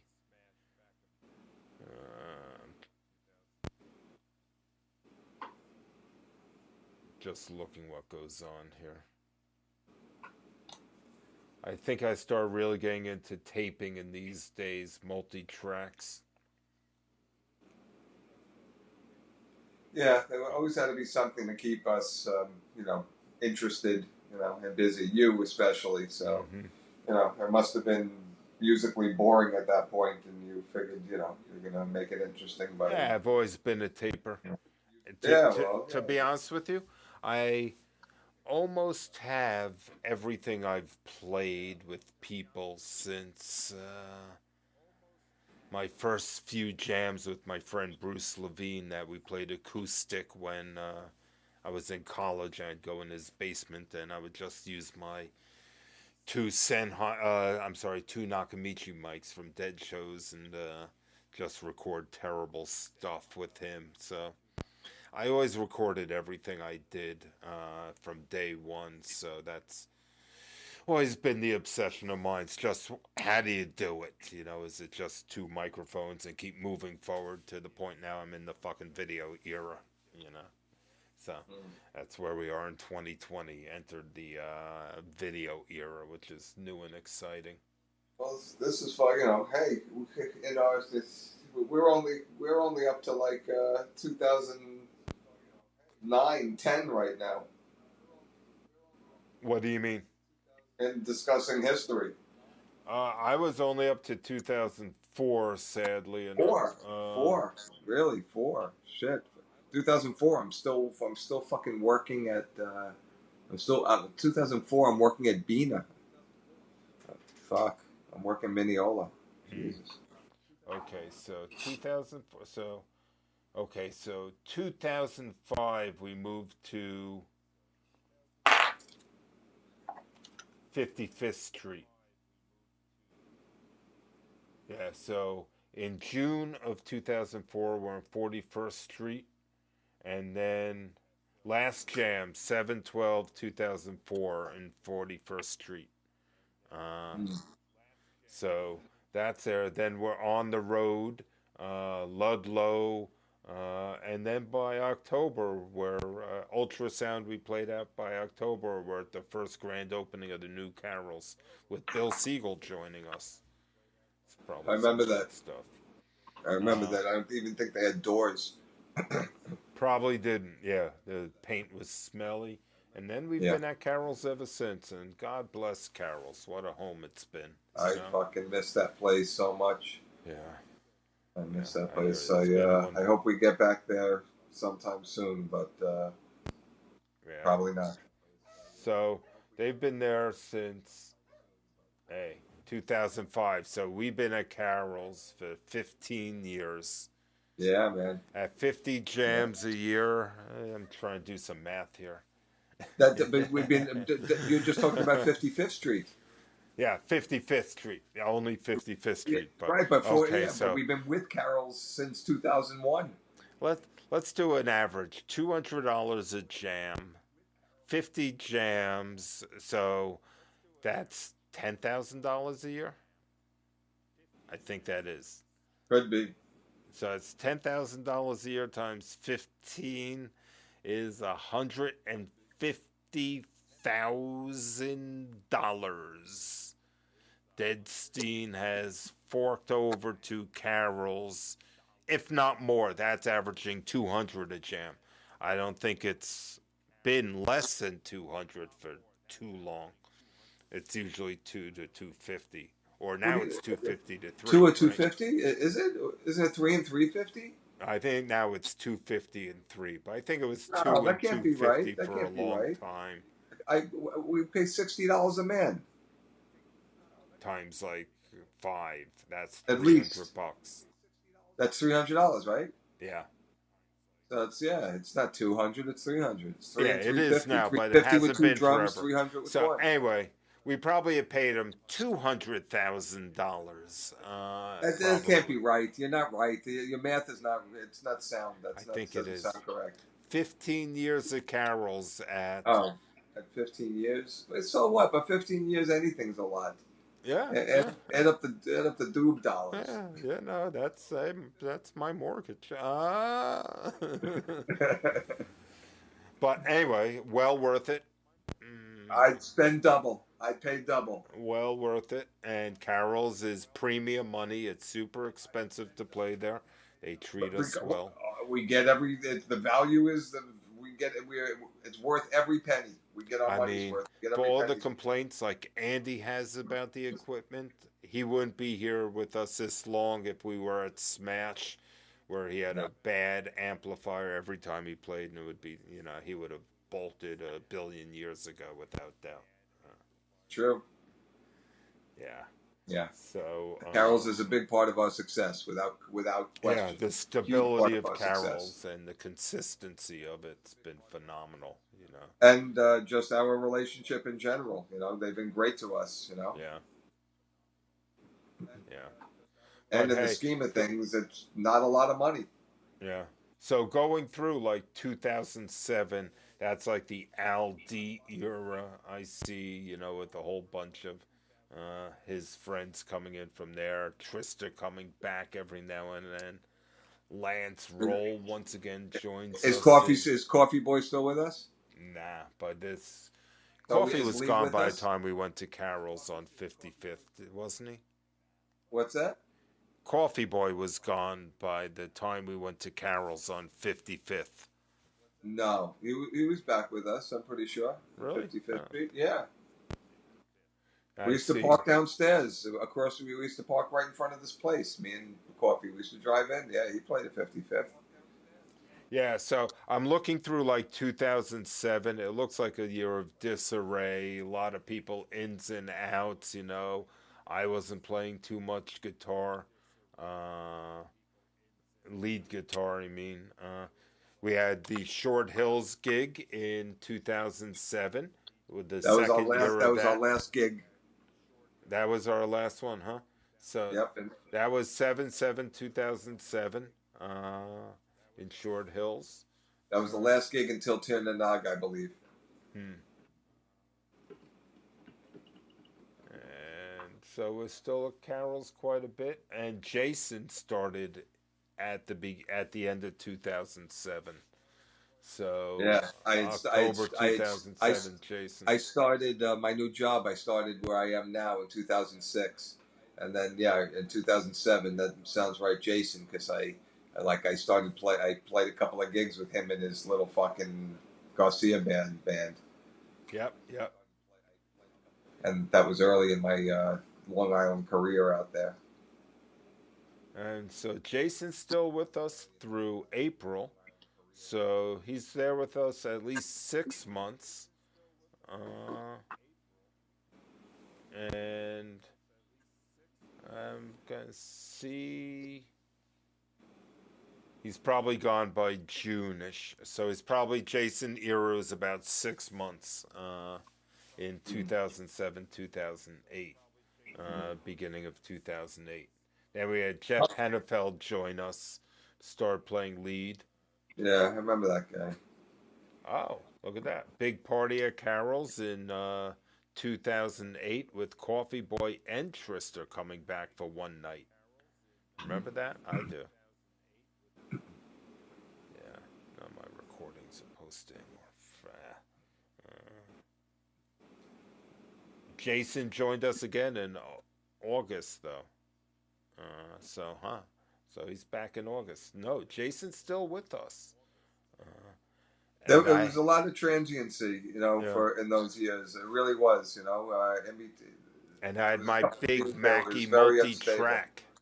Remember that thing? My big black Mac multi-track I used to drag in. Yeah, big yeah, heavy with thing. snake and shit. It Yeah. was Oh fucking my God, crazy. that It thing's was, heavy. that was a wacky era. That was a wacky era. That thing worked well though. That made a lot of good tapes. Then Al D's playing with us a lot, and Jason. So it goes from Al D to Jason. I see, and then we're done with 2008. 2009, Mini T starts to. She just joined us for. No, she just joined us for 2 jams in a row at the beginning of 2009. That's really? nice. Wow, that's weird. Yeah. I kind of remember that. Then we had the harp player. Remember him? Oh, fuck. That was a fucked up night, man. Who is he? It was Scotty's friend, man. That guy it was a fucked Hernandez? up night. I don't know. I was. He had a nickname. I I don't recall. I don't know. The slash or the bolt or I don't know. I don't know, man. That was a wacky night. Yeah, it's some sort of. Then we have some guy named Bill Luckashock was there with his Fender bass. Oh, I guess Kevin wasn't there. And with Jason away, we went. Then Kevin's back. So Jason's with us in 2009 still. Then we have Bayside Jams. So, okay, we're getting through 2009. Okay, I'm going to get through 2010.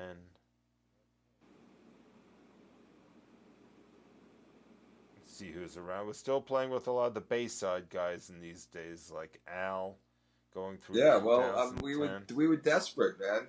We were desperate back then. 7/12/2010. I remember this. We played the big 7/12/87. Oh, nope, we didn't play it that night. It's a great show at Giant Stadium with Dylan. But okay. Let's see. 10/13/2010, celebrating 20 years of Deadstein. 10 years ago. Still got a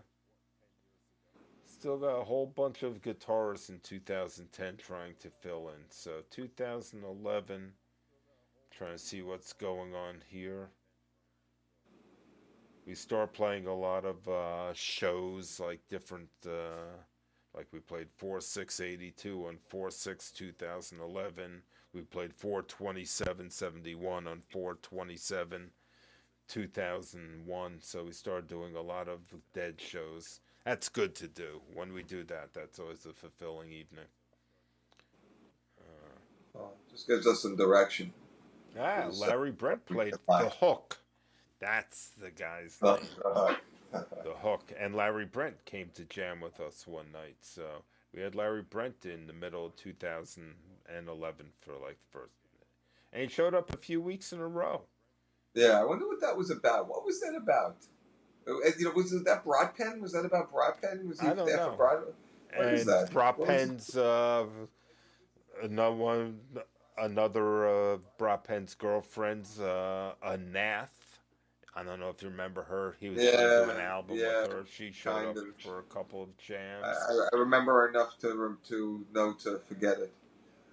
And Bayside Mitch, he's played with us Reichler, uh, yeah, Mitch to Reichler. fill in many instruments. Mitch Reichler, unfortunately, he's got some Parkinson's. That's Yeah, not very yeah, good. I Mitch saw that. Reichler. Be well, Mitch. Now you see, I was at dog camp, so Al D filled in for me. That was in 2011. Uh, Yeah. Trista started Larry Brent playing again with us in 2011, probably 5, 6 times then. I Going wonder to what it was Montana, about, man. yeah, going to Montana's studio. Remember Oh that yeah, place on the that was road at interesting. Montana's? That's how cool. That's how Larry cool. Brent Fucking playing again. Carol's is that when they They couldn't paid for that, accommodate yeah. us, they sent us across the street. They made the arrangements for us. So in 2011, shocking, Larry Brent played with us like 10 times, it looked like. Really, that's It's hard crazy. to imagine, right? I can't imagine that. That's unheard of. That's Hey. obscene. So I see in 2012, I have a release of my Jerry Garcia songbook. Always a big event in Deadstein history is a new release of the Larry Gindolf book. Sure. Haven't had one in a long time since the internet's It seems almost like there taken was it. one recently, but to tell you the truth, I lost half the spine of it already, and the cover and the back Yeah. cover. So I guess it's been a while. Yeah, it's no longer as difficult to print as it used to be, but that used to be a big, arduous chore for me always, getting that book together. It's a big part of, I think, the success of Deadstein, the fact Oh, that without we do have question, the without playbook, question. and whoever comes in Communication, the ladies and room, gentlemen, printed matter, communication, literature. yes. So the fact that I always had that book and that's been our playbook, it's one of the foundations of Deadstein, how it's lasted. So by Absolutely. 2012, Allen's uh, entrenched in the band. I do see 9/13/2012. We have Charles Wolf join us. Remember that night? Yeah, I do. Yeah, yeah. One of my college Well, roommates, one of that my means first ones. Stagger must have joined the And band by by that then, time. Stagger must have been playing with us by around 2012. I'm looking for it. I don't see the reference to it, but I'm sure he's. Oh, there it is. Lee Gambog, of all people, drums for us. 3/12/2012. So Lee starts with us in 2012. So that was a great addition, Yeah, getting more of the Albany contingent in the band. You know, Trister, Kevin, he was good. Lee, and Larry. Yeah. So okay, so Yes, that connection, that college connection, is very important. Very and so strong. then That I gives see another we had level of depth, Donna. complexity, beauty. We had the Donna era in 2013 singing with us. I hated that era. Yeah, I kind of liked it. Bill Sloan was playing with us a lot then. Okay, so I'm doing a lot of recording. Stagger Lee's playing with us. We got double drumming, which was a problem. Donna played with us throughout most of 2013, it looks like. 2014, we still got Wickler, of course. By 8/14/2014, I got the version 9 of the songbook. And looks like I am playing a lot more lead guitar by 2014. So for the last, I'm going to say 7, 8 years, I've been focusing on lead guitar, I would say. And for the most part, gave I'll up on give my you that. Bob work, I'll and give you that. even developing my Bob stuff. Uh, so Yeah, that's true. 2000, what'd say? Made some serious progress. Yeah. Made some serious progress in those 7 years. Yeah, I Past five, felt it's past been 4 years. wonderful. Sure. I mean, I still think I can't play real lead guitar, but at least I could pick out a melody these days. But still can't play a riff. Save my soul. Uh, well, you've definitely come a long way, whatever that Yeah, means, for sure. yeah, and You've learned a lot, that's for sure. yeah, I have, and it's never ending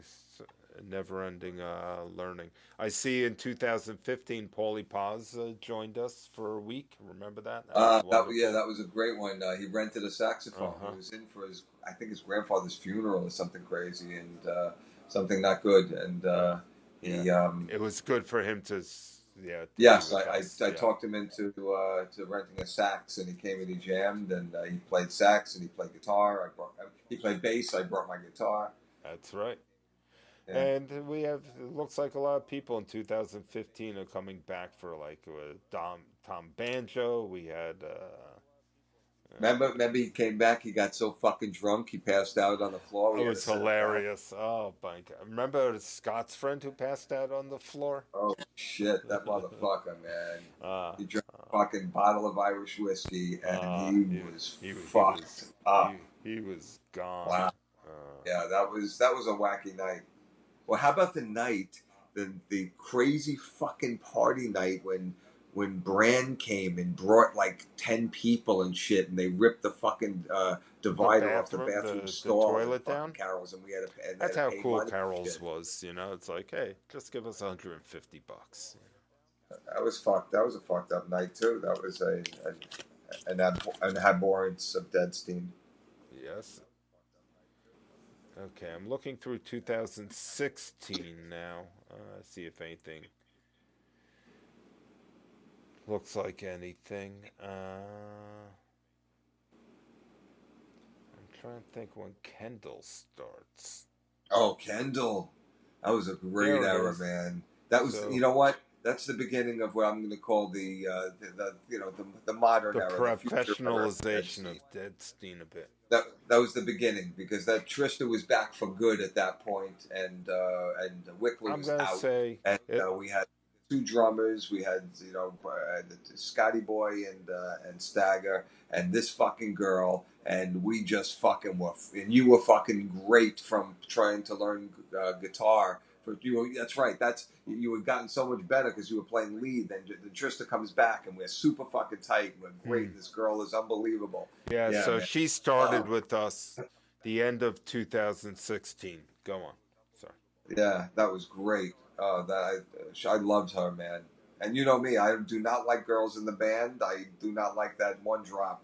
But she was, I thought, really talented and just like, I don't know. Yeah. Her dad was pretty cool too. Remember Mark, that guy Mark? Yep. Yeah, I that was would. just, I don't know. I liked that vibe for some reason. It was working for me. And also, you know what? I got my guitar fixed. The intonation on my guitar fixed. And my guitar was playing fucking great. And I was playing great. And everything was just, Hmm. musically, was really fucking good. Trista was back and psyched. And You know what? That was my. you were good. And we had, Stagger Lee was good. And I don't That know, was man. It was, that was a great period. I had high hopes for everything at that point. that was my And then painting era also. you whatever Painting. painting, right. Yeah, everything was good, And then she fell off the wagon and ruined everything for us. Yeah. It's too bad. Yeah, she was really talented. It was amazing playing with her. Yeah, I don't know. There was just something about that. It seemed that she was just she was just so young and just she was so good with not knowing anything or doing any work whatsoever that the potential just seemed very great with her if she would apply that somehow in Yeah. some way if she wanted to pursue that it seemed possible because its rawness was so fucking good, man. She was, she was fucking Yeah. good for a 17-year-old, or however the fuck old she was. And then sadly enough, it looks like through like 2018, 2019, we do so many like memory sets for people who died. Like if we were playing this week, we'd probably try a Van Halen song. Oh Uh, yeah, yeah, oh we yeah.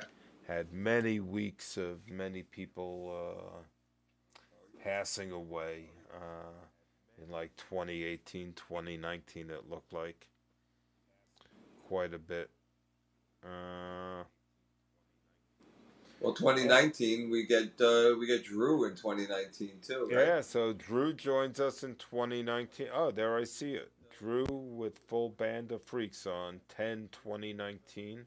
Uh, Hmm. and So his yeah, anniversary's Drew's coming up. brought an incredible solidity to our drum sound that we had lacked, I think, a bit, really tightening up some of the drums when he drums. That I think's a big help. Well, all three guys have completely different styles, of Yeah, drumming and idiosyncratic drumming styles. So, and Drew adds not beautifully. It's a beautiful flavor to the yeah, stew, and he brings an unbelievably delicious youthful enthusiasm yep. that has, without question, energized the band, which is self-evident by the jam in Long Beach, Mm-hmm. which was hosted and pretty much, you know, produced by him. Mm-hmm. And Yeah. And it then was with the whole where Drew came from, I guess, which is the whole Deadhead networking group of right, a Scott. little bullpen of people to tap from when we needed players or so it was a combination of needing players and giving people an opportunity to play with us in a better opportunity than they had in that jungle that is that networking deadhead thing. So that's been a nice little thing. I guess that's where Drew came from, and we met a whole Yeah, bunch of other yeah. people. Drew came from Dead Ahead. Yeah. Yeah, so that's all cool. And we had and then you find Rennie, Ready. Yeah, what the also fuck? Yeah, now we're in this fucking whole thing. You got this come on. fucking So we guy, finally man. have a good Right? singer Shit. somehow who knows like most of the stuff, just able to fit in nicely, and has friends and brought excitement and got us to play some gigs until the full fucking COVID thing knocked us on the. But hey, he was gonna bring us to the Brooklyn Bowl. Remember that? And yeah, this kid was taking us to a new level. Hey, God bless him. What a smart motherfucker. He's a singer songwriter. He's interested. He's blah blah blah. He finds a bunch of fucking idiot fucking stone pieces of crap. Moron fucking middle aged guys. A great band. And he's like, these guys are willing to be my backup band. But why wouldn't I do it? And to And be honest it's with been you, great. I've always felt lucky like that, especially over the last 10 years. That it really has felt like, hey, you all are my backup band, and it's like, hey, it's almost like I pick the songs, and it's almost my choice for the most part what we do. So it's like it almost feels sometimes like it's yeah. I'm fortunate that you guys would play with me and back me up. Yeah, So well, that's always yeah, been wonderful to have that, So and I you know what? understand the feeling. As someone who is taken started out taking music very seriously and been in many different musical organizations from high school, the orchestra and band to various rock and roll type situations, and whatever it might be, professional situations, whatever it might be. The fact that you can be in a band, or the concept of a band with guys for 30 years and do this is due only to the part that we're a Grateful Dead cover band, and that we're deadheads and love the music. And so there's no argument over music, in Yeah, a band of originals. If there's originals involved, and people's egos and such of their music and other people. You know what I'm saying? It becomes a whole different ball game. The basis and beauty of this whole Deadstein thing really is the fucking Grateful Dead. It's the Yeah, music it's a itself and the love for it. Because I always would tell people hey, this band isn't a bunch of musicians who play the Grateful Dead. It's really a bunch of deadheads who happen to play instruments. yeah. And that was the incarnation of it. And it is the beauty of it in the end, just the acceptance, which not everyone survives it. Let's call it the Larry Brent people that I look Yeah. at who won't accept, like, hey, you playing what you can and you are what you are. And that is what Grateful Dead is, the amalgamation of people's individual abilities and what they bring to the band. And What the you got result is and you that gotta persevere through that and make your music with what you got, the ingredients with what you got. So it really has been a tremendous 30 years. Unfortunately, ending with this, not ending, hopefully just stagnating with no, this it's no, whole pandemic it's an thing. But epidemic induced a pandemic, an apocalyptic induction you of know, forceful hiatus is yeah, what it is. yeah. But sadly, Deadstein has not been able to slip from its grip, as I Yeah. wrote in the last previous posting I did from uh, the gig we just did at Drew's house at the end of September, which was really good and great. Which got me into the video era, which is a new exciting era moving forward, as well as this podcast. Very cool. So I assume this worked, and even though no one watched it, no one will watch it. How boring could it be? It's But pretty boring, man. yeah, It's actually amazing that I'm sitting here listening to it myself. It's pretty fucking boring. yeah, it is. But it's given me practice to figure out how to do this stuff. So I Any appreciate the discussion fact that you do it. with Jake Jacobs in it, But yeah, hey, it is what it is. But still, I'm psyched that I could pull it off. I think actually the podcast worked, and I have the capability of doing it. So it's cool, and it worked with FaceTime, which is good. And who knows? Maybe next time we'll do one and we'll talk about our originals that we just came out with. That now is there's a something discussion. something that is the brighter side of the pandemic is that The Kevin brightest side.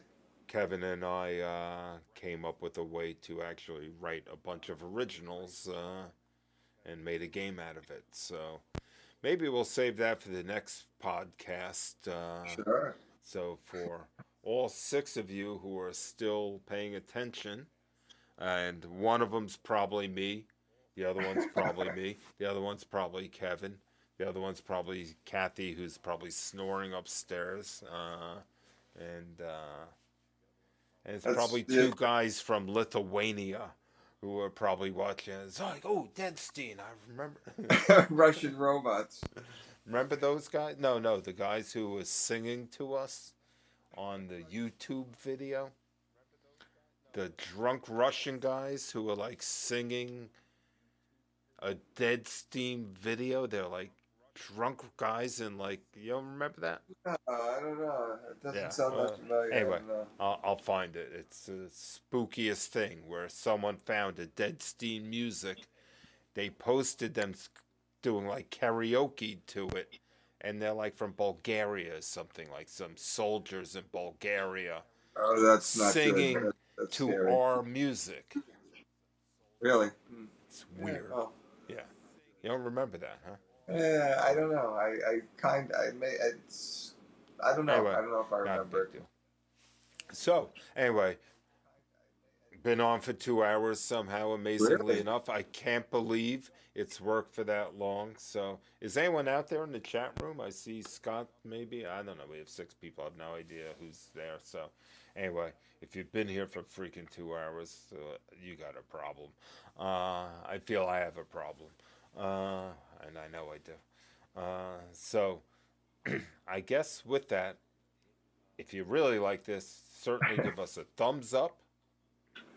Hit Yes. subscribe. Uh, I'll post some music from our most recent jam.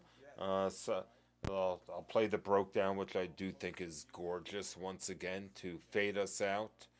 What, our And Broke Down you think is gorgeous? from last week, Yeah. You yeah, liked it? yeah, it's Ah, gorgeous. It's really? why Oh. have you really listened to it? No, I can't say I have, Yeah, it's dissected it in any way. No, I can't say yeah. I I have, mean, really. it's boring, sappy stuff. So Sure. it's not your sort of stuff, but it's a good way to go out on this podcast. So Okay. remember, give us thumbs up, and next time when we do a podcast, we'll do the things on the originals. So that will be a nice thing to bring out to people. We could discuss what we did in some of those songs. Discuss. Discuss and listen. Anyway, have a great day at work tomorrow, Kevin. Sorry you got to work. Oh, thank you. Appreciate that. Yeah. Yes, work. What to do And everything. have a good Sure. night. And to all you out, peace out, freak out, and enjoy the Broke Down Palace. Let me Whoa. get that up here. Kevin, have a good night. Whoa. Thanks, Larry. God bless. You too.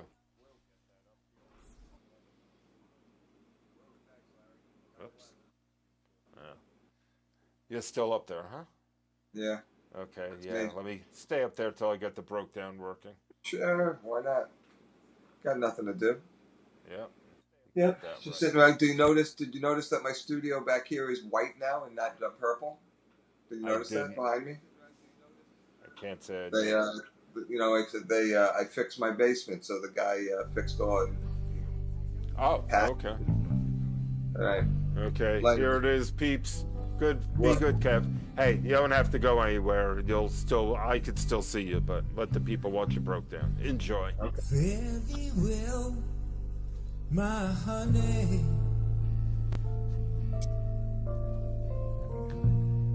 Fare you well, my only true one. All the birds that were singing are flown except you alone. Does Deadstein ever sing that well? I guess not.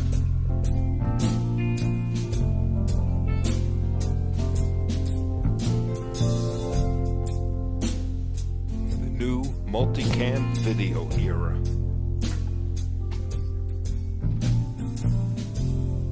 Gonna leave this broke down palace on my hands and my knees. I will roll, make myself a bed by the waterside. In my time, I will roll. In a bed by the waterside, I will lay my head and listen to the river sing sweet songs to rock my soul. That new PA sounds great, doesn't it? It does. It's ridiculous. Yeah. River gonna take me, sing me sweet and sleepy, sing me sweet and sleepy, all the way back home. It's a far gone lullaby sung many years ago.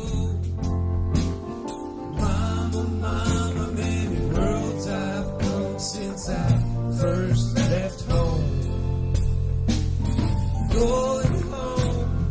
Going home by the riverside. I will rest my bones, listen to the river sing sweet songs to rock my soul.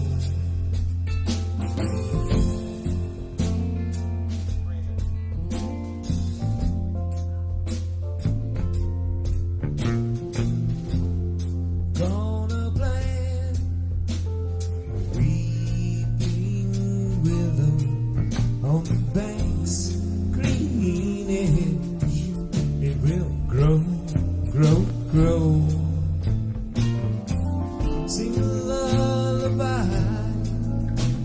beside the water.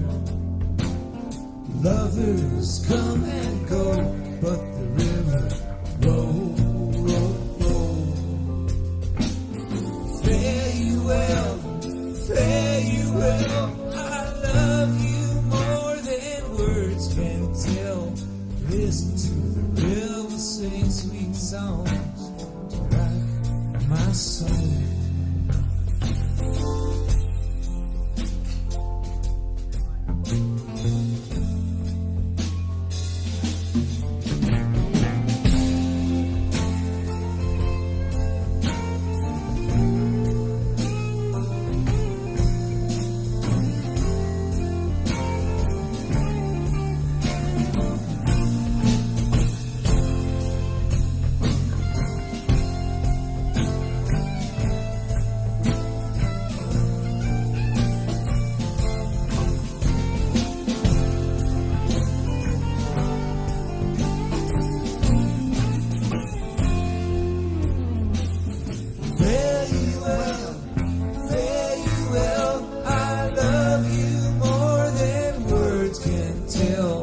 Listen to the river sing sweet songs to rock my soul.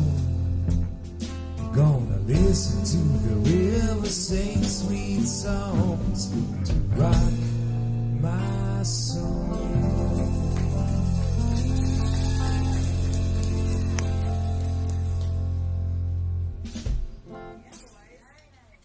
See you, Kev. See y'all. Thank you, man. Thank you. Hey, Fuck you, man. I'll talk to you on Sunday, dude. Okay.